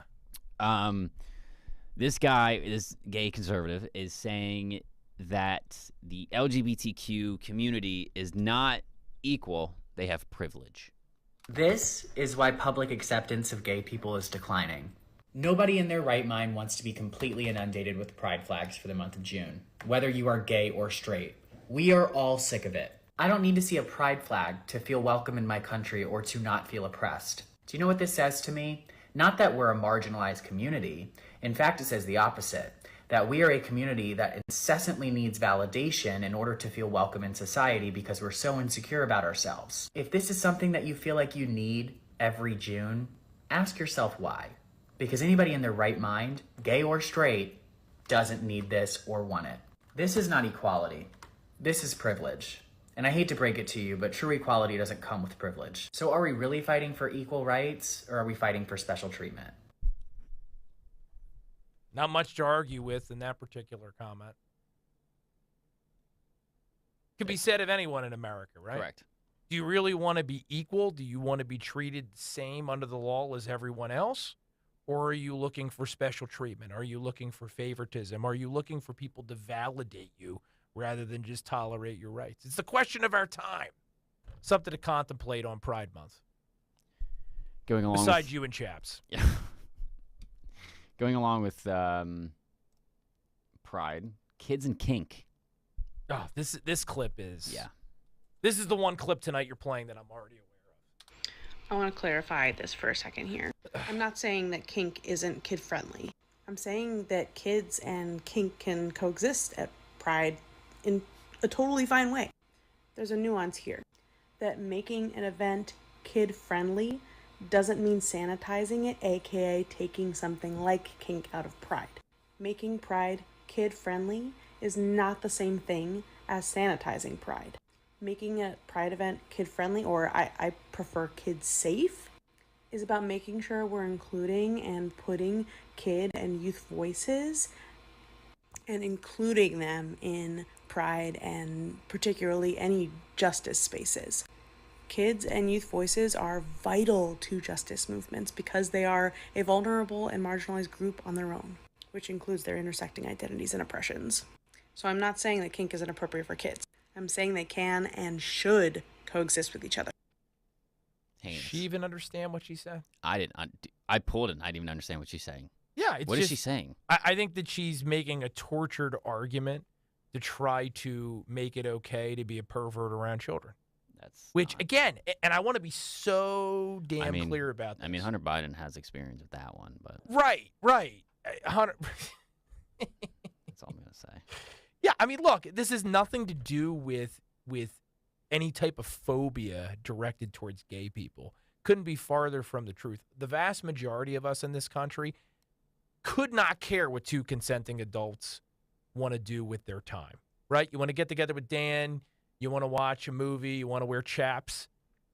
That's between you and him. Do not care.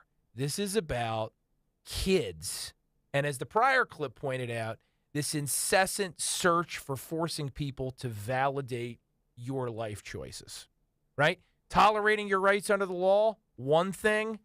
Insisting that I adopt your worldview and promote it and genuflect to it, nothing could be less American. That's all I got to say. And finally, wrapping off Twit Talk for this lovely Sunday. It is a lovely Sunday. Beautiful weather. Theo Vaughn is back. Yes!